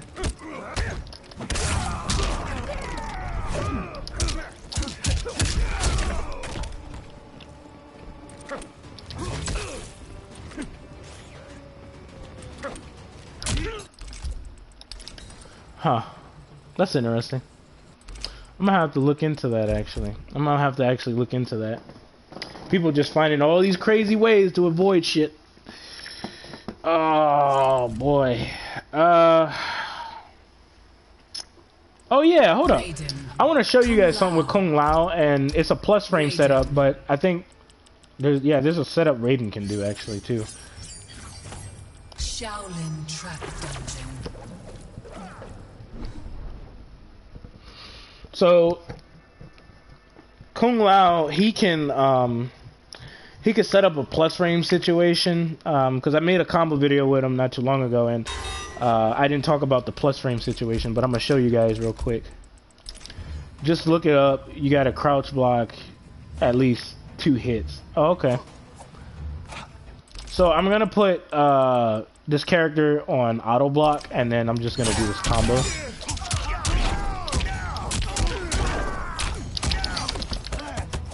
So that's pretty much like the setup right there. Man, GSR, you need to whip out your notepad and take down all this take down all this shit you got a lab, because the list keeps getting bigger. Really? Holy fuck, man. Seems like I've been missing some things. Seems like I've been missing some shit. Oh, man. Y'all about to make me laugh like a motherfucker, man. But that's a plus frame situation, right? So if Raiden was to wake up with an up 2 and shit, he would get beat out. If he was to wake up with an up 3, Kung Lao would get beat out. If he was to delay his wake up completely, Kung Lao would get beat out, right? And then he can get whiff punished. But if he does a short delay, he gets beat out. So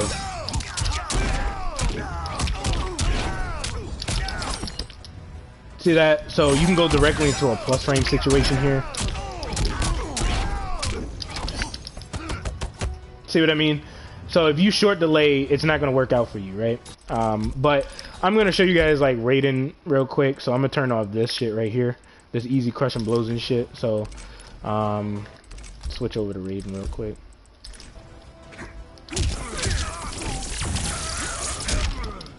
So the opponent's stuck into a fucked up mind game, because either way you're gonna get hit. So you have to guess correctly, and if you don't, well, Raiden's gonna fuck you up. So let me see if I can actually get it. I'll just do it like this. So you want to charge up his crushing blow, and now the opponent has to guess on which option you're gonna go for. And if they guess wrong, this puts you into a combo. And then obviously Raiden can obviously get a combo on you. And then the low option, obviously, you can get yourself a combo and then, you know, do whatever the hell you're trying to do. So like if I hit you, right, my crushing blow's charged up, and now you have to guess on a 50-50. That's really unfavorable. Not unless you wake up with an up 2 and up 3. But the problem with you doing that is that since I know that you're panicking and shit, I can actually back up and I can whip punish you regardless, and I can actually put you in a combo. If you try to roll out, like I can obviously, you know, do this, and I can throw you and put you back in the corner, and now you're stuck into a certain dilemma where you have to deal with a 50-50 now and stuff like that. So that's pretty much some stuff with like Raiden or whatnot. So overall, Raiden, he got a decent buff. It's not bad. Yeah, I mean, it's really not bad at all. Now, there's a high-mid mind game that goes on here in this game. And I don't think people understand that you can actually capitalize off of somebody going for a high in this game. Most people tend to do in this game, and they don't realize how powerful, you know, punishing a high actually is. Some people just go for a poke and then they go for pressure, or they might try to go for a down, you know, a throwing situation and stuff like that. But what they fail to understand is that you can micro crouch like really fast, right? And you can obviously get a combo on the opponent and then do whatever the hell you're trying to do. And for Kung Lao, obviously that's a really good combo for him because, you know, you can do whatever the hell you're trying to do. And I just don't think people understand that you can actually just neutral crouch really fast, get your combo going.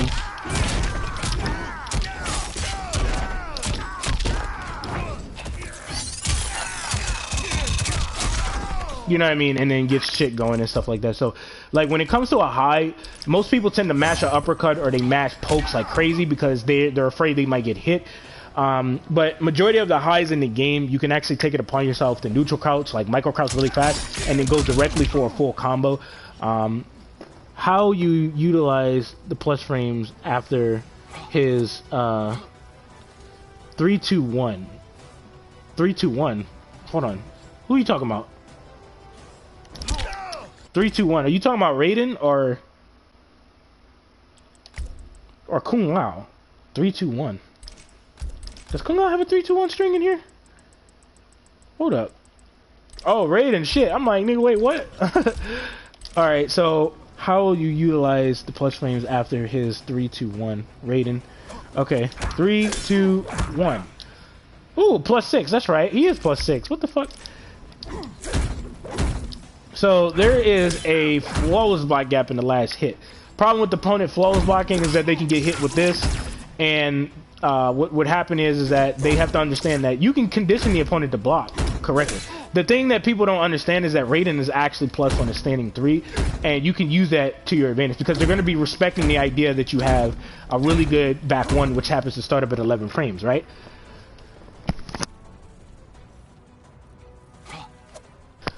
Oh shit, I had to fucking sneeze, nigga.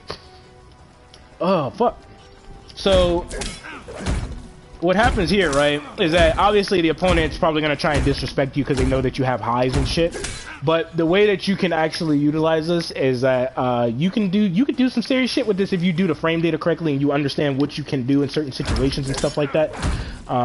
Because look how close we are, right? But the thing is that what you want to do here, because it's not going to be easy just to get this fucking move to come out, especially if they know that you're relying on that a lot and you're being too predictable. You want to get the opponent to respect the mids a lot and keep checking them and stuff like that. Once you get them to respect that, Raiden is +3 on block when he does that shit. Like, if I do it like at a certain range, he becomes like +4.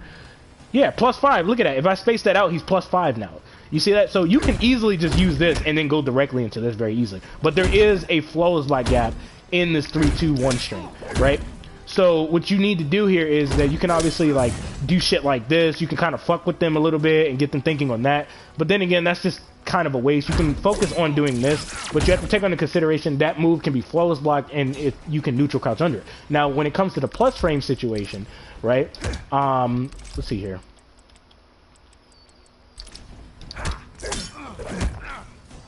So, the problem with the opponent doing certain shit like that is that they can backdash in a way, and they can kind of like, they can challenge you. You know what I mean? But in the corner, it's a different story. Like if I was just to do this, see what I mean? Because I'm plus on block, like I'm literally +3 or +4 or +5 sometimes on block. So the opponent backdashing out of the way is not going to work, because if they know anything, that's not a good idea. So obviously if I do this and they don't backdash, I can obviously throw them, which is going to force them to guess again, right? Plus, it's going to be hard for them to flawless block me because they have to guess on the fact that they have to guess on the idea that I can throw them. But when it comes to the full string, however, right, they have to understand that this can be very problematic, right? So let me see if I can get it, because it's going to be kind of hard to do this. Almost had it. God damn it. This shit's kind of hard, man. His forward dash ain't that great. Now, this is more better used in the corner, I think. Because they can hit your button. That's something to take of note. Trying to fucking get this damn shit to come out. Which one was it? I think it was his back one, though. It's a certain way that you do this, because you could dash up really quick and hit this nigga. Yeah, it's going to be kind of hard to do this. But in the corner, bro, it's... How should I put it? Raiden's plus frames in the corner is very dangerous, and for this reason alone. So I'm gonna just show you guys that real quick. If you disrespect, you will get hit. Now, if you try to flawless block, you will get thrown. Another thing to take of note is how should I put it? If they respect, bro, like if they respect this shit, dude, you have the ability to literally like dash up and then go directly into a 50-50 immediately. Because the thing is that I'm in the correct range of my back one. So they have to understand that if they don't respect the back one, well, guess what? You're going to get put into a combo. And then on top of that, right, if they do respect, they're not going to see this coming because I'm going to dash up and I'm going to probably hit your ass with a 50-50. Then on top of that, I can obviously, like, you know, do shit like this and back up. I can pretty much, like, use a defensive bar and kind of, like, fuck with you and possibly take another turn. Mid-screen, though, it's kind of hard for him to get something going because his frame data is not that great with, like, this. I mean, his frame data gets trimmed down dramatically, but it's, like, it is possible for him to dash up and possibly hit the opponent with this, but it's kind of hard. See that? See how he wasn't able to backdash? I think I got it that time, actually. Hold on. See that? See that shit? Raiden has the best corner carry in the game. Yeah. I mean, Raiden and, hold up. After forward... Wait, what? Forward 2? Starts up at 21 frames. After forward 2, it's a high. So, I mean... You can risk it if you want, but what you're doing here is that you're creating a high mid mind game technically. So hold up. After 4-2 is +2. Wait, what do you mean? So hold on. After 4-2, this is 4-2 is +2. So hold on, let me stop this nigga from doing this. What do you mean? Yeah. So after 4-2, now. Oh, okay. Okay. It's +2. Yeah, he's +2. So I mean, if the opponent backdashes, they're gonna get hit. So I mean, it's fairly simple actually, because it's like, what are you gonna do? Like, you just gonna run away from me? Like, no, nigga. Look at that counter. Where you going? Where the fuck are you going? You're not going anywhere. So you're kind of put into a serious dilemma. So it's like, nigga, what you trying to do? Yeah, it's a poke or grab. Yeah, poke or grab, because it's like, dude, if you time it correctly, like, they're gonna get hit. So I mean, hold on, let me see if I can get it, because I'm gonna have to time it correctly. Hold on. See that shit? So they're going to get hit, bro. Like they're going to get hit, because I'm training with Raiden right now, so they're going to get their shit fucked up. And then you can go in for, you know, obviously whatever fucking combo you want. But if you have to time this correctly, I highly recommend you time how should I put it? You should put the computer on backdashing, and you should train on the timing of this. Now, keep in mind, Raiden, when he goes for this and he's +2 on block, his back one is 11 frames. So if you do 11 minus +2, that's literally 10, 9. So that's a 9-frame normal. So technically, Kung Lao could take it upon himself to actually poke Raiden and get out of that shit. So let me see if I can show you guys real quick, because I want to make sure I time this correctly. Okay, I still need to time that. Hold on. There we go. There we go. It works. Okay. So online, I'm getting poked after 4-2. So you're probably getting poked because you're playing online. That's the downfall of playing online. But not only that, you're probably getting poked because you're possibly mistiming it. And then on top of that, that's a big deal when it comes to raiding to a certain degree. And then on top of that, if you're going for like a back one, after you go for like a 4-2, you're gonna have to time that correctly. But not only that, you have to take into consideration that it's 9 frames now. He's +2 on block. People mash, yeah, and they mash. That's another thing. So right here, right, I can poke Raiden like this, and then I can gel him, and then I can go directly into like whatever combo that I want, and I can pretty much fuck his shit up, and you know, and then do whatever the hell I'm trying to do. You see what I mean? Because it's 9 frames. Like I said, 11 plus -2 is what?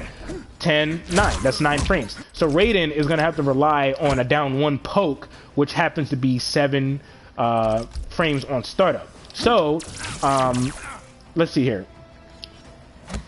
So if the opponent was to press a button here, you can create that mind game with his little cell move, and as you can clearly see here, they'll get put directly into a combo. Hold up, +2 is like -4, and down 1 is like +2. How you deal with mashing? Poke into special move. Poke into special move. Cancel. Yeah, there you go. Exactly. If they're mashing, like say for example, one of the biggest things that people have to understand is that you don't have to keep playing this poking war with the opponent. Like if the opponent is doing this bullshit, let me show you. If the opponent is doing this bullshit all day, like dude, he's minus on block. Like look at that. He's -3 on block. So if he goes for another down 1, it's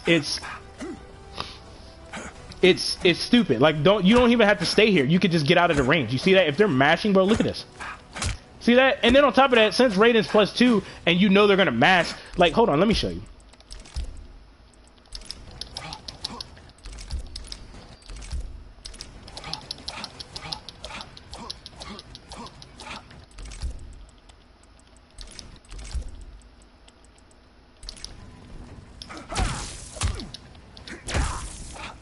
See that?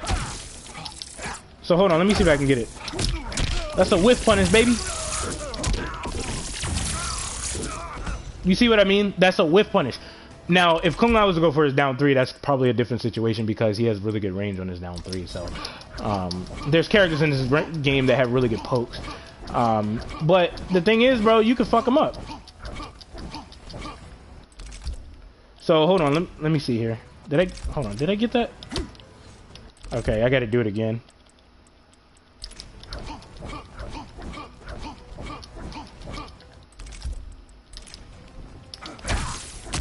So with this situation, you can technically hop up.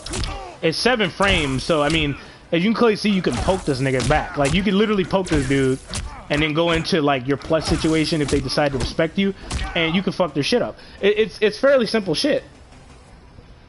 So it's like you can backdash Kung Lao's down 1 because it's short range, but when it comes to his down 3, starts up at 7 frames just like his down 1, and he has added range to it, so it's going to be hard for Raiden to backdash out of this particular situation. But as you can clearly see, you could do a hop attack, you could poke and shit like that. Like, see that? Nah, nigga, what you think you doing, homie?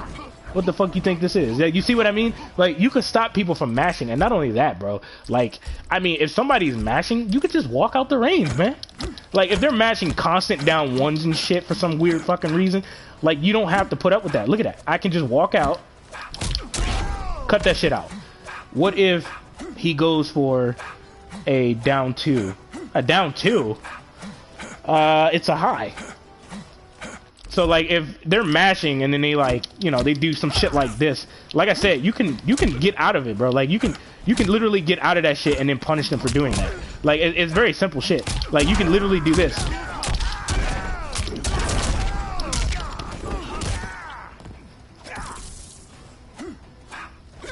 Yeah. Kung Laos are definitely gonna mash. They're gonna mash, right? And the problem with them mashing is that the orbiting hat is the problem. That's what caused the problem, and of course him spinning. And you try jumping the low. It's like a it's like a mind game or of what they're going to do. Yeah. So it's like if they do this, bro. Like if they do this, you still have to take into consideration raiding can go directly into a storm cell. But if you know that they're going to mash another down 1, plus they're probably doing this just to bully you in a way, because what that is like, you know, obviously they can stop you from going for a high, they can stop you from going for certain mids. See that he can go for an Navari easily on me and stuff like that. So you have to understand that type of stuff. But like I said, you can get out of it. You don't have to deal with that shit, man. Like, you, like, nigga, what?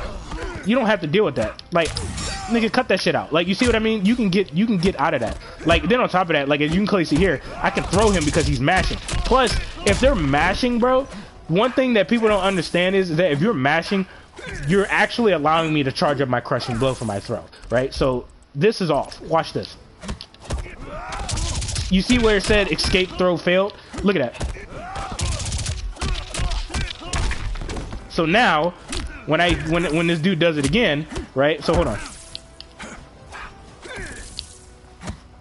So hold on. Let me do it again. See that shit? So hold on.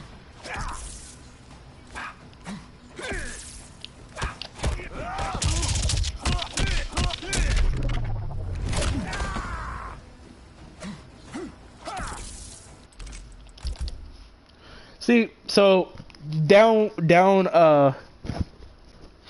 so hold on. Let me go here. Now, there are characters in this game like Fujin and Spawn that have really good movement. So they can really like fuck your shit up because they have good movement. They can backdash really easily and shit like that. So hold on. Let's just go to this nigga real quick. Oh man.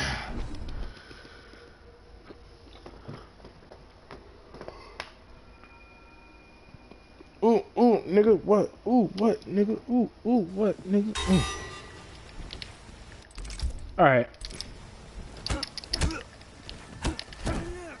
You see that? Johnny's down 1, down 4, might as well be a true block strength. The thing about this that people don't understand is like, yeah, he can go for a down 1 into a down 4, but I think the reason why he would be able to do that is because he has a mind game with his nut punch. But the thing is that I'm showing you guys right here, right, and I'm mashing the fuck out of it. Just watch. See that?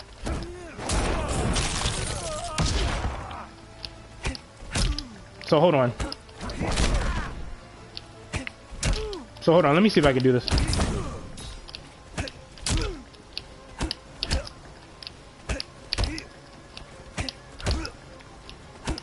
You can obviously poke him back.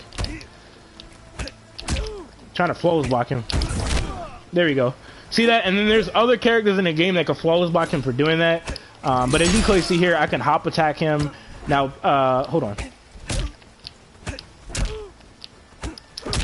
So, Johnny Cage is -3 on block, and his startup time of his down 4 is 8 frames.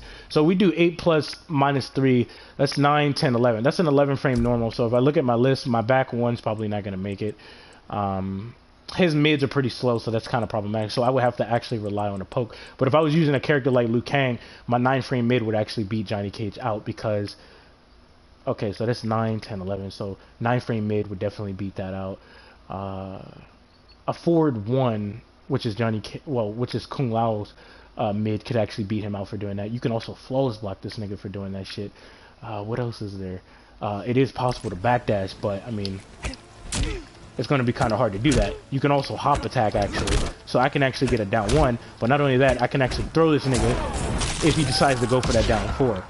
And then on top of that, if I was using a character like Kung Lao that has access to a crushing blow, you're automatically allowing me to get my crushing blow. So if I was to go directly to Liu Kang is a good counter for this particular situation because Liu Kang can actually... Okay. Sorry, I'm just thinking out loud. I'm thinking out loud. Johnny doesn't have a hurt box on down 4. Yeah, man. So let's see here. Are you going to continue with the My Thoughts series? When I get more time to, man. I haven't decided who I wanted to do my thoughts on yet. But I'll probably talk about Nightwolf because I'm thinking about maining him in this game, and also I'm training with other characters because I've been working a lot, man, studying and shit, bro. It's kind of hard to consistently upload and come up with new ideas and shit, man, because I gotta go to work later on soon. actually. But let's see here.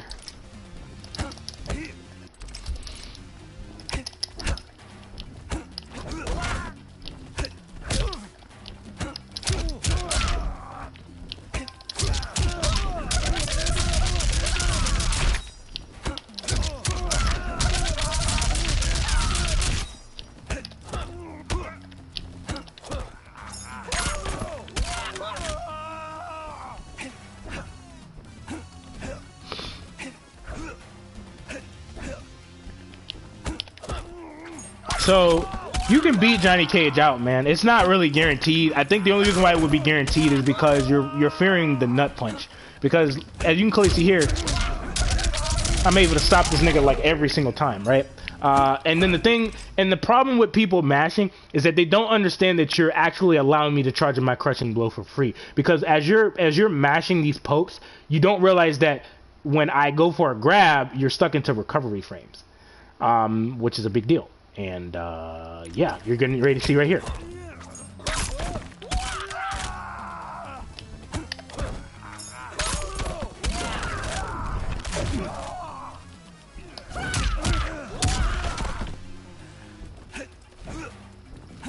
This is not working online. Yeah, I mean, you can do it, man, but when you're playing online, bro, it just you're technically getting fucked over, honestly. But yeah, you can punish this nigga, bro. You might have to preemptively do it ahead of time, though. But you have to watch out from Johnny Cage's nut punch because that's dangerous. That shit is dangerous as fuck. You know what? I think Sub-Zero might be able to backdash out of this nigga's shit, actually, because I'm not too sure. This offline is practice mode, level out. Yeah. Sub-Zero. Johnny Cage. Kronika's Keep.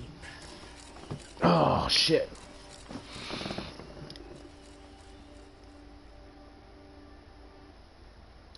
Run it back, hey, run it back, hey, run it back, hey, run it back, hey, run it back, hey, run it back, hey, hey. Alright. Yeah, Sub-Zero, see, he has a really good backdash, bro. He can get out of that shit.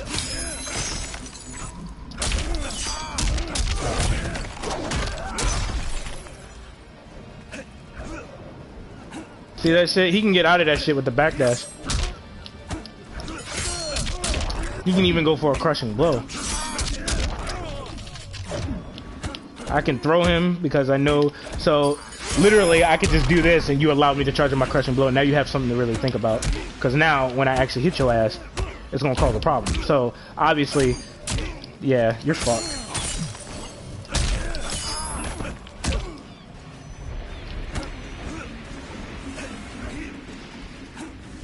So, yeah, I can easily do that to you. Like, I can easily hit you with a crushing blow. I can backdash if I don't have my crushing blow anymore. And if I'm in my aggressive variation, I can actually get a full-blown combo on you.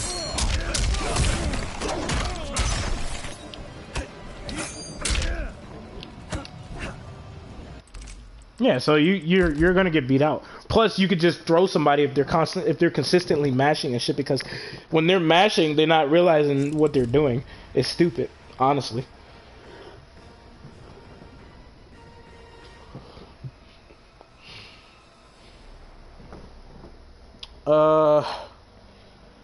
Let's see here.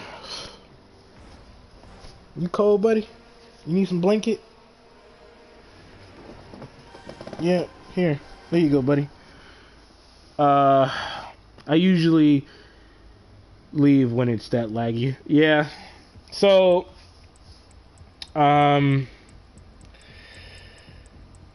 okay, down one into 1-2-1. You talking about for Johnny Cage? All right.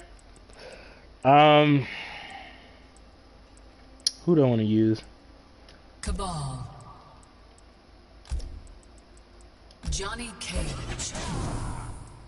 Lost Hive of the Chitin. Anyone here want to play games? EU though. Okay, down one into 1-2-1.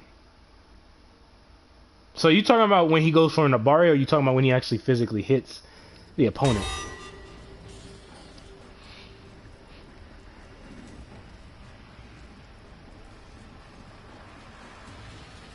All right.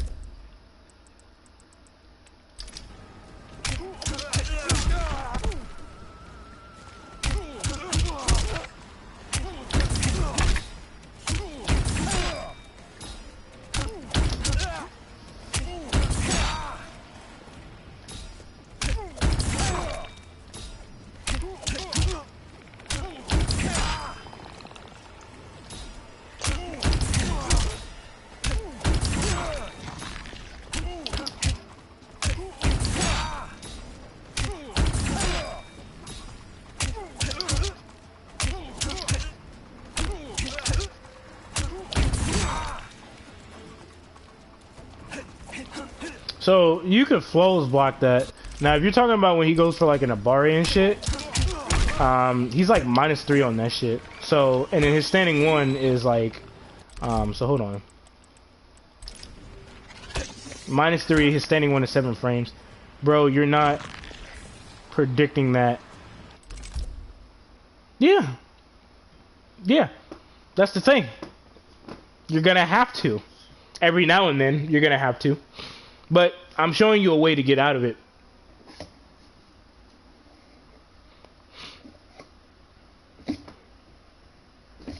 So what you're gonna have to do is you're gonna have to flows block him, but you don't know if he's gonna go for a down 4. You don't know if he's gonna go for a standing 2 for 4 string. You don't know if he's gonna go for his 1-2 4 string, his 1-2 1 string. You just don't know. You just have to predict and make a good read on that. That's pretty much it. Plus it comes out fast, so you're gonna be on point. So I mean, yeah. I mean, that's the way to get out of it. I mean, you're gonna have to go for your up 3 because he beats you out. He beats your up 2 out very easily. So, there's that. So,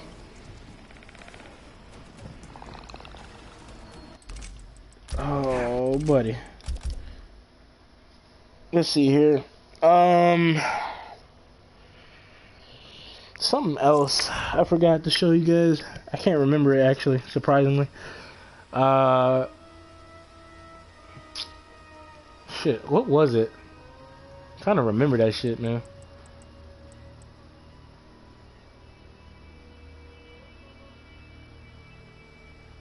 What?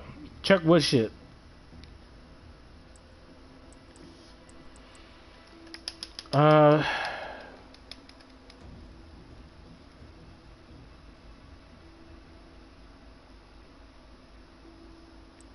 Shao Kahn.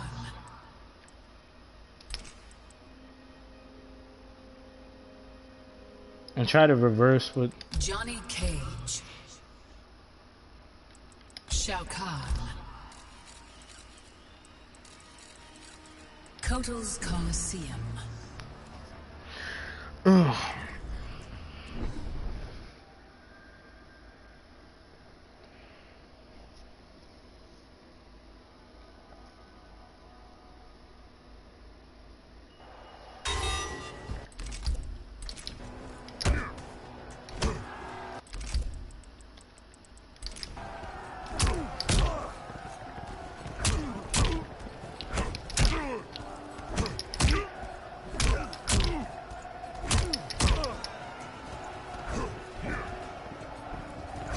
Forward 3 high profile is my shit. So hold on. Record Shao Kahn pretty much. Do a down 1 into forward 3. Okay, I'm doing that. And try to reverse with down 4 with Johnny. Forward 3 high profile is my shit. I mean, I'm doing it, bro. I'm literally doing it. I'm mashing the fuck out that bitch.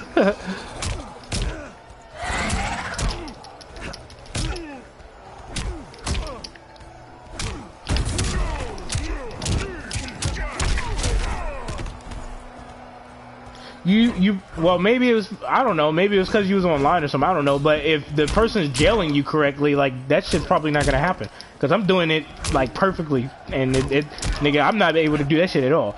Probably because it was online, maybe. Ugh.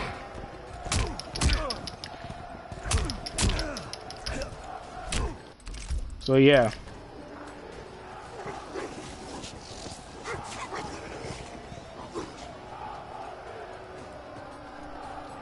You said on block?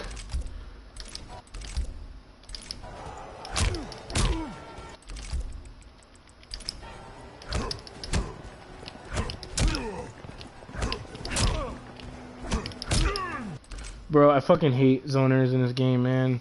I get matched against Scarlet, Jade. Yeah, Scarlet's annoying. She's really annoying with her projectiles. I'm not even gonna front. So you said on block. So I mean, like, let's see here.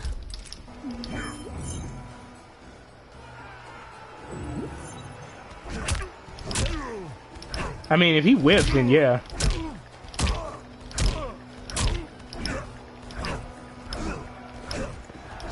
Probably because he's low profile in that shit. Because his hurt box is not right there. And I'm getting closer to him. His hurt box is like right where his chest area is.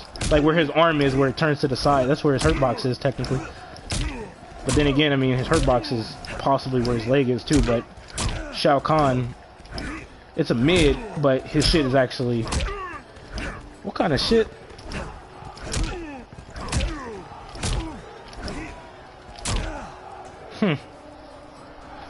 I'm not really surprised. I'm not really surprised. There's a whole bunch of crazy shit in this fucking game.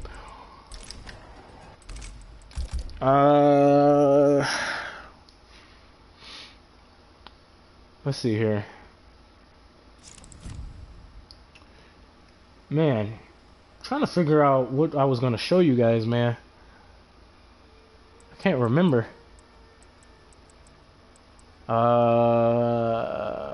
Shit. I can't remember what I was gonna show you niggas, man. I don't know why, but I had it. Motherfucker mashing down one to down. I was raising so hard. Oh shit.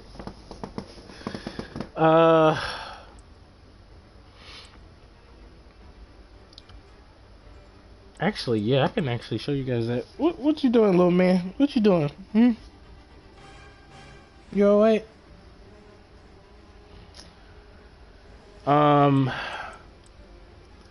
Damn. I was trying to show you something, but I fucking forgot it. Where the fuck is it though? Johnny, who the fuck is calling me? Give me a moment.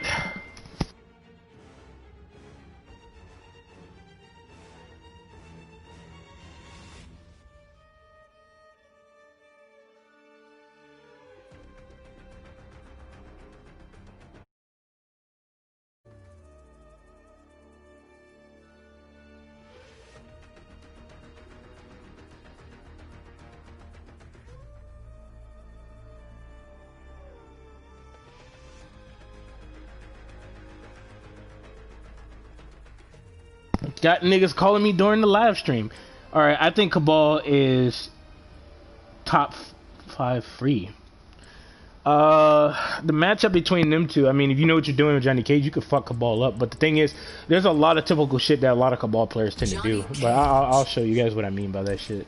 But the problem is that you're going to have to rely on Johnny Cage's outtake variation because his other two variations is not going to work against this character. The reason why is because he can't actually get his plus frames on this character or like his back 4-2 projectiles just in general because for some weird fucking reason, Cabal is immune to this nigga's projectiles. It's fucking weird.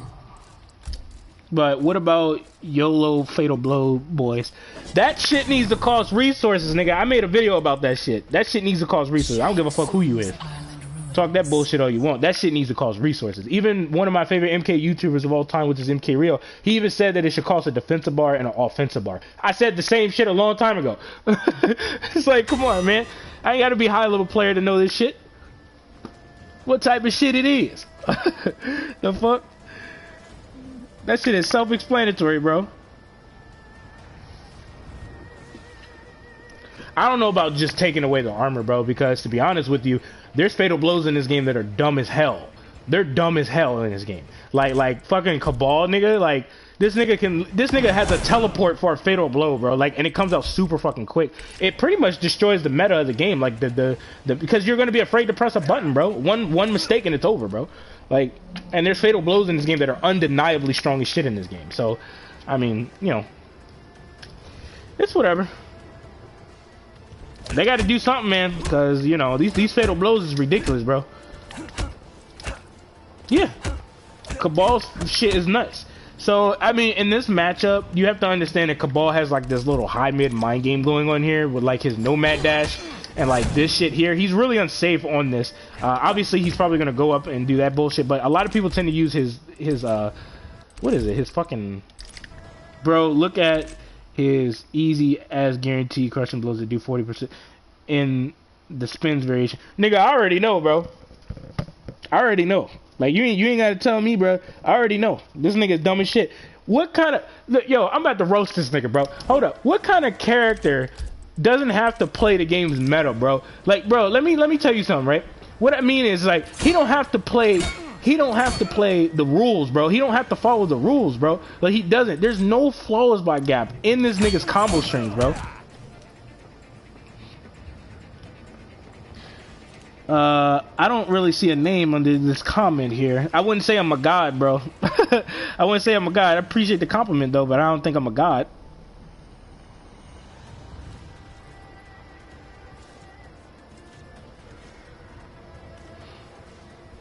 Cabal, I think, is being slept on, and I think some people downplay him.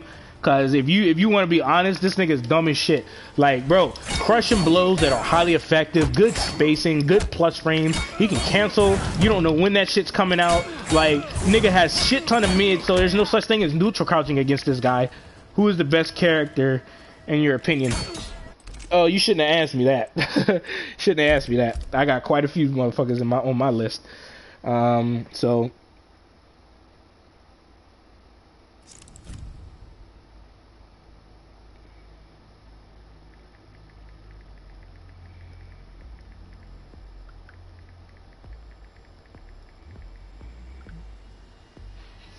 All right, so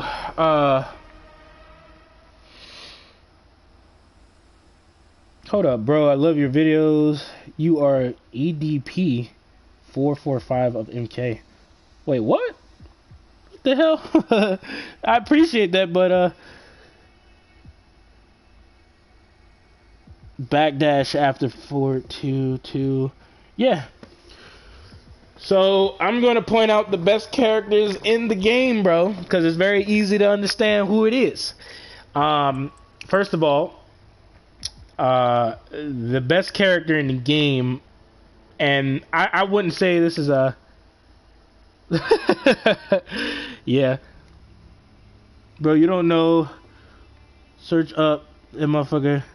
He sound like an older you. So basically, right? My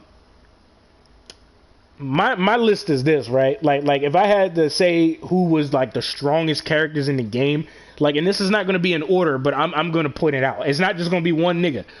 All right. It would have to be Joker and this variation with the Jack in the Box and shit, right? Reason why is because when he's low on health, his fatal blow cancel into like the Jack in the Box setups and his setups in general, his good range, good pokes, good staggers to a certain degree, good spacing. He has some of the best movement in the game if you know how to actually wave dash correctly and stuff. I mean, just watch Sonic Fox's Joker. He has like one of the best Jokers ever. Joker is very dangerous in this variation right here. He will fuck your shit up. If you go against somebody that can play really well with Joker and they know the matchup and they know what they're doing and stuff, this character will fuck your life up. Joker is definitely on my list for sure. And I love Joker a lot. My favorite villain. But, you know, I'm exposing your ass, nigga. He's definitely strong as shit in this game. Some people sleep on his 4-2 because it's a high, but people don't understand why that 4-2 is highly effective. People really don't get it. But you know, if you train and you learn, you'll understand why his high is a problem, right? So another character on my list would have to be Johnny Cage. Johnny Cage has some of the best neutral game in the game, just in general. Bro, you ghetto as fuck. You underrated and funny as hell. No shit, nigga. No shit, nigga. Shit. So, peep game on this. I know people may disagree, but Johnny Cage, I believe, definitely carries people in this game. And the reason why I say that is because he has to work to open you up and stuff like that, but he has better frame data. He has really good neutral, stuff like that. He has good buttons, good spacing. Just amazing character just in general, man. He will fuck your shit up, man. And the reason why I say he can carry you in this game is because of his frame data, right? And the fact that he has good neutral. If you go to a character like Fujin or Kung Lao, you could tell a total difference when you're fighting somebody. It's not that easy to open up somebody. In fact, I think it's a little bit more harder because you have to work a little bit harder than Johnny Cage. Even though you have to work hard with Johnny Cage, you see where I'm going with this, right? Johnny Cage is definitely on my list, for sure. Bro, Johnny second for me, too. Alright, so another character on my list, right, that would have to actually be strong, at least in my opinion, we going with my nigga Gears. We going with my nigga Gears, fam. We going with my nigga Gears. Nigga, you going up there, bruh. You going up there. Fuck you mean. Like, fuck that noise, bruh. You up there for sure. I got my nigga Gears up here because he has retardedly easy crushing blows. Crazy combos. We go with my... Hell yeah, bruh. Nigga dumb as hell. Super fucking strong in everything, bro. He got a fuck new... Hold up. Let me show you niggas. Let me show you. Let me show you real quick. This nigga has a fuck neutral special move, bro. You have to deal with this nigga's neutral game, but when it comes to him dealing with your neutral game, depending on what matchup he's in, yo, this nigga don't have to deal with that shit, bro. Hey yo, hey yo, real shit though. Look at this, watch this. Look at this, hold on. This is a fuck neutral move, bro. This is literally a fuck neutral move. Look at that. It's a projectile. He's already conditioning you to block low. It costs no resources. He has a brain dead crushing blow on this fucking move. You see what I mean? It knocks you down. He has a high ass hit advantage, a brain dead crushing blow because he's already conditioning you to block low because you don't know if he's going to physically hit you or he's going to charge up his crushing blow. Then on top of that, when it comes to the 50-50s, my nigga, like, bro, you're taking almost 15% damage, bro. And you're stuck into a strike throw mix-up. And he has some of the best strike throw mix-up in the game and some of the most brain-dead crushing blows known to man. All three of his variations are damaging and scary as fuck, bro. Like, come on, bro. And then in the other variation, he has... Nigga. Dude, let me tell you something. Let me tell you something, right? Let me tell you something. This nigga has one of the most insulting special moves I think I've ever seen in Mortal Kombat. The reason why I say that is because he has a fuck neutral move, but in this variation, he can mix you up off of a standing 1. Command throw. Standing 2. Command throw. Forward 2. Command throw. Look at this. 50-50s for days, bro. 50-50s for days. Mix-ups for days, bro, at close range. He's already conditioning you to block low, and you're going to want to come in, and that's what he wants. We should have never... No, the crushing blows are dumb as hell. It's a life stealer. The crushing blows are retarded in this game, right? Especially when it comes to the throws. Do you prefer MK11? I prefer MKX all day. Even though the defensive options is fucked up, it's whatever. Dude, this nigga's poke, bro. Even though he -5, this shit is quick as hell. I mean, come... Bruh, come on, bruh. The nigga throws is dumb as hell. This nigga can keep putting you into strike throw mix-ups, bro. Like what kind of shit... Come on, bro. Talk to your boy real quick, nigga. Talk to your boy real quick. Hold that shit, bitch. Like, bruh, I'm trying to tell you, bro. Yo, and this is the most insulting part about it, bro. This is the most insulting part about it. This nigga... Now, here's the thing. Gears is not broken, but he dumb as hell in this game, right? This is what's fucked up. This nigga has a fuck, footsie, and neutral type of special move because... Either way, you're going to let me hit you with a combo, or I'm going to sit here and do this bullshit to you right here. And then he can carry himself out of the fucking corner, bro. Like, dude, and then he's already conditioning you to block low. So your back is already getting closer to that corner. So he can just move up and gain that space, and now you have to work your way to get that space back. Come on, man. You can't tell me this nigga is not on that list. He on that list. That nigga is staying on that list, bro. He is staying on that list. Fuck that noise. This nigga dumb as hell in this game. I haven't even talked about this variation, bro. This one dumb as hell. So I'm not even, So we got my nigga Joker, Johnny Cage, Geras. Cetrion. You already know I gotta do it. You already know I gotta do it. Cetrion's little fucking annoying zoning ass is going the fuck up there. You heard me? I'm keeping it a buck with you niggas. She has some of the best walk speed, some of the best back dashing, forward dashing.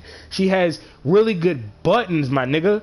Like, she can zone you to death. She has a really good reset. She can create mind games at close range. You can't tell me this bitch is not strong. I seen niggas on Twitter, on my friend's Twitter account, saying that she is not top 5. You are full of shit if you don't believe this character is top 5. Come on, bro. Like, hell no, man. Hell no. Hell no. This bitch will fuck you up. You will literally run into her normals and shit. I'm trying to tell you, man. People don't get it, man. People don't get it. Cetron will fuck you up. Like, she may not have the craziest combo damage, but bro, I'm trying to tell you, bro. I'm trying to tell you what I know, nigga. I'm trying to tell you, she will fold your shit, bro. Like, especially going against the right nigga. Especially if you don't know the matchup. Trying to tell you, bro. I don't give a fuck if you a pro. I don't care if you a high level player. Whatever the fuck you consider yourself. You can't deny that. Why do you think Dragon plays? Why do you think Dragon plays her? She dumb as hell, man. Like, she dumb as hell. Niggas talking about, oh, she not top 5. Niggas downplaying her. I'm like, nigga, shut up, bro. Shut up. Stop talking about it. Just stop talking about her because you downplaying her. Get the fuck out of here. Like I ain't trying to hear that shit. So you get the idea with this character, right? So another character that I'm putting on my list is this bitch. I'm putting this bitch up here. I'm putting her up there. That's for damn sure. I'm putting her up here. Both of these variations are dumb as hell, especially this one. I understand why people want her banned because all you see is Jackie Breaks because she's dumb as hell. She's one of the strongest characters in the game. She is the queen of pressure in this game. That's why I was confused on why they nerfed Johnny Cage's shit because he is a pressure character. But it's whatever. I don't even give a shit no more. Nigga, this bitch has some of the best pressure in the game. Really strong mind games. Do I really need to talk about her? She has a high mid mind game in the footsie game, mid-range engagement and shit. I mean, really good damage, good crushing blows, really good staggers, a 9-frame mid. I mean, Jesus Christ. Dude, she literally... Enough talk, nigga. Enough talk. Enough talk. Fuck this shit. Enough talk, my nigga. Enough talk. Tank garage bunker. Enough talk, bruh. Enough talk. Fuck this noise. Enough talk, bruh. Enough talk. This bitch, yo, I don't think you guys understand. This bitch has a fuck neutral leap. Do you hear me? She has a fuck neutral leap. She can catapult her ass way the fuck over there and doesn't even have to put up with you in the neutral. Do you understand how serious that is, bro? This bitch jump in the air like LeBron James is game over, bro. Nigga, pressure for days. Come on, bruh. Come on, bruh. Come on, man. And then... Come on, man. Come on, man. Come on, man. Jackie Briggs is up there, man. So she's up there. She is up there. She is up there. Ain't no way in the hell she's not. Ain't no way in the hell she's not.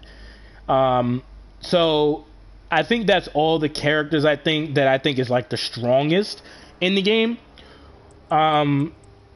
When it comes to like Jax, bro, I don't think he's bad. I don't think he's trash at all, honestly. Like, if you know what you're doing with Jax, you can fuck people up in this game. Like, people don't understand that Jax is not like bad in this game. His variation reminds me of the best way to balance MK11, combine all moves into one move set. I mean, that would be interesting, but they would have to actually fix a good portion of those moves, man. I'm trying to tell you, because there's moves in the customized list that are just dumb as hell. Like, dumb as hell. But yeah, man, these are like the characters that I believe are like really fucking strong, bro. But when it comes to like Sub-Zero and shit, I don't think he's like the best in the game, but his 50-50, bro, is some of the most annoying shit I've ever seen in my entire life. Lao? Kung Lao. Kung Lao?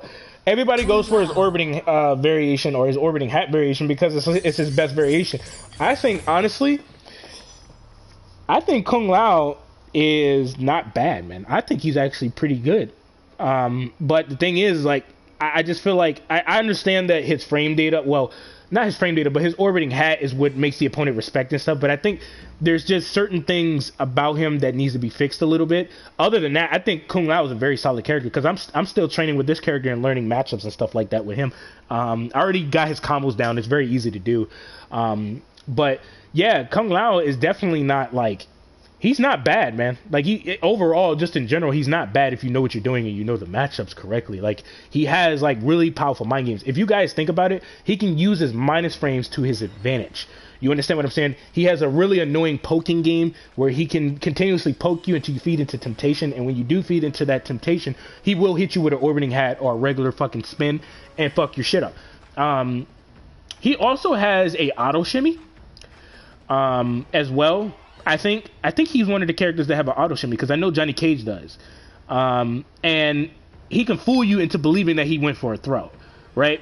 And that's pretty much like what an auto shimmy is, where it's like, you know, because a shimmy is like, obviously you walk in the range, you walk out, you whiff punish, etc. And, you know, there's different ways of doing a shimmy where like you jump up into the air and then you just walk backwards and have the opponent react to shit like that. He has a whole mind game of his yeah. I've been playing Lao every day, just casually fuck people up, but at the same time lose to BS. Yeah, I mean, this game is full of bullshit. If it makes you feel like you're being cheated. So I mean, I don't honestly. I'm just waiting for the new Mortal Kombat or like the new game that they're coming out with, because that's what I'm hoping for. Because I don't really like this game that much. I'm not even gonna lie. Like, I just don't think this game is what it was going to be, or what I thought it was going to be. You know, I'm not going to say it's the worst Mortal Kombat game of all time, because I definitely think that this game is not bad, but shit.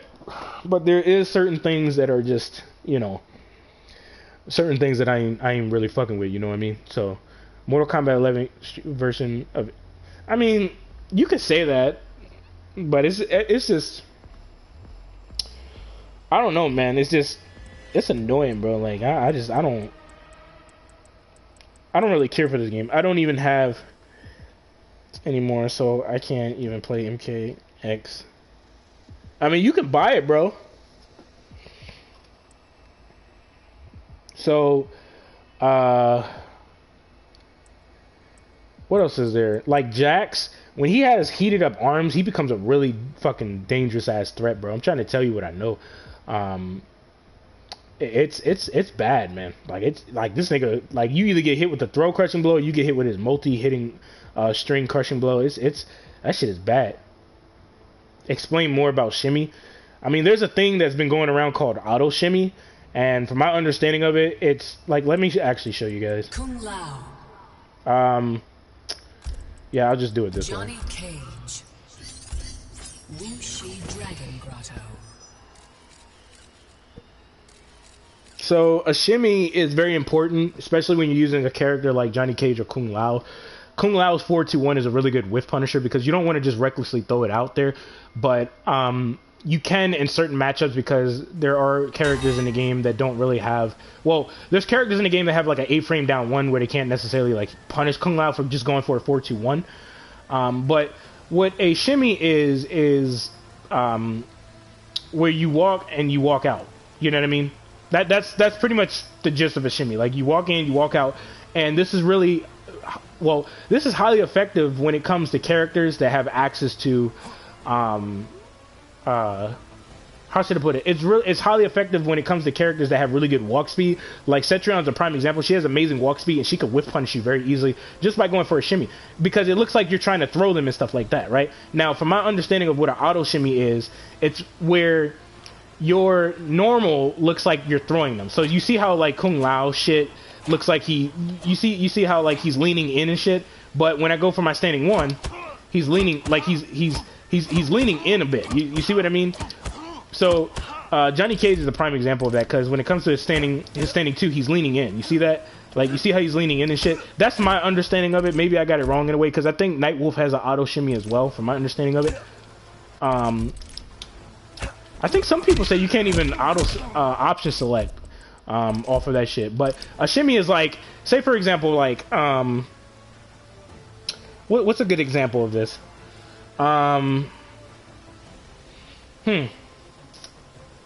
Say for example, I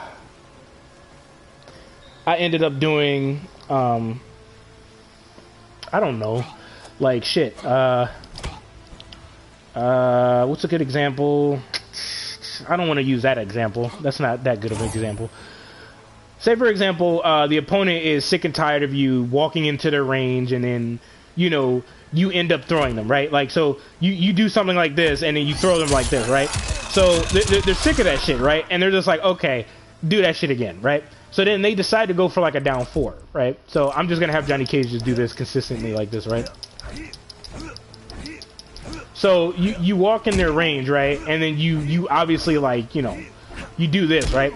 But instead of them allowing you just to walk in and throw them, they down for you, right?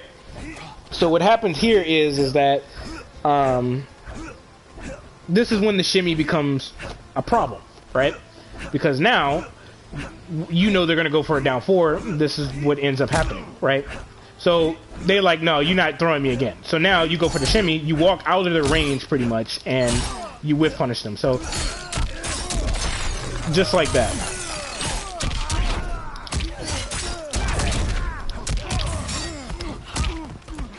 And then you just go for, like, you know, you see what I mean? Like, it's other examples of shimmying, because you can just walk up, and depending on what the opponent throws out, they'll try to, like, most opponents, when you walk in their range, they're going to react to you being in the range of their normals, obviously. So a shimmy is very highly effective for that. You can easily jump up, like, right around that area, and as they try to throw out a normal, you can back up, and you can whiff punish them, and boom, they get hit with like a shimmy or some shit like that.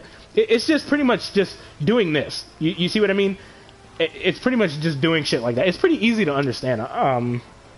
What do you understand as gimmicks in this game, or gimmick in this game?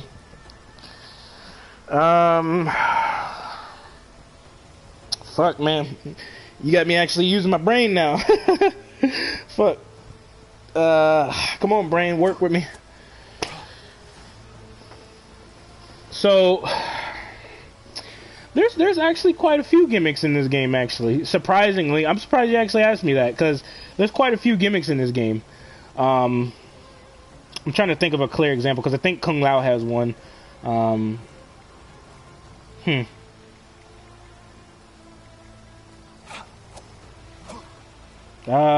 Shit. I'm trying to figure out what I want to expose. So, like, a gimmick, right? Well, a gimmick to me is like something that may, like, catch you by surprise. But, like, once you know how to counter it, it's actually bad. You know what I mean? So it's like, how should I put it? Yeah, I appreciate it, bro. I appreciate it. You know, it's all about learning, you know?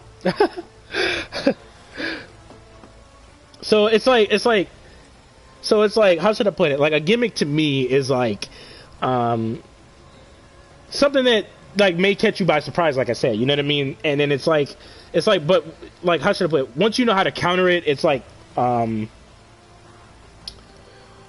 gimmick is like just doing tricks, really.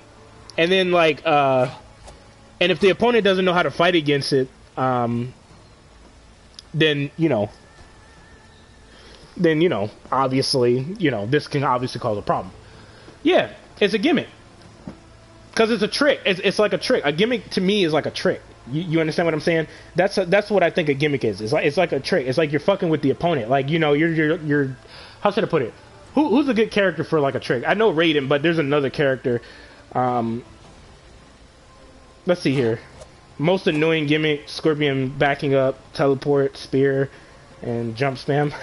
Yeah, it's nothing but like a trick, because once you fall for it a first time, you're like, fool me once, but you ain't gonna fool me twice, bitch. That's kind of like the vibe that I get from it. But it's like, I wouldn't say like jumping in and then you know this. I mean, in a weird way, this is somewhat of a gimmick because it's like a trick. Because you think that I'm gonna do this, but then all of a sudden I just do some shit like this to you or something like that. Like, you know what I mean? It's like just tricking your opponent, and if your opponent doesn't know how to deal with it, then that's obviously a problem that they need to figure out themselves. But yeah, I mean, you know, there's that. That's what I think a gimmick is, honestly.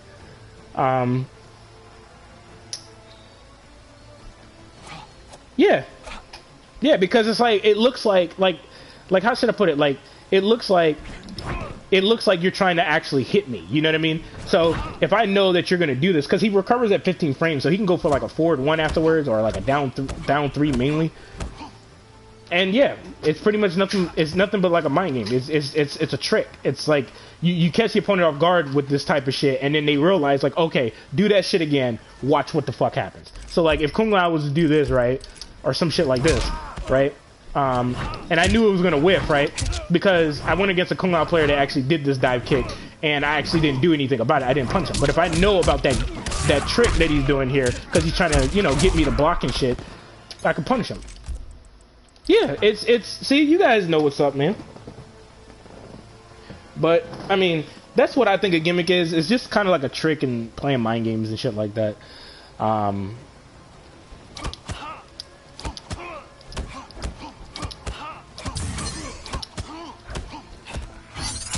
So yeah, I mean, that's about it, man. So I am about to get ready for work, you guys. I'll catch you guys in the next live, possibly, or something else. So with that being said, peace out, man.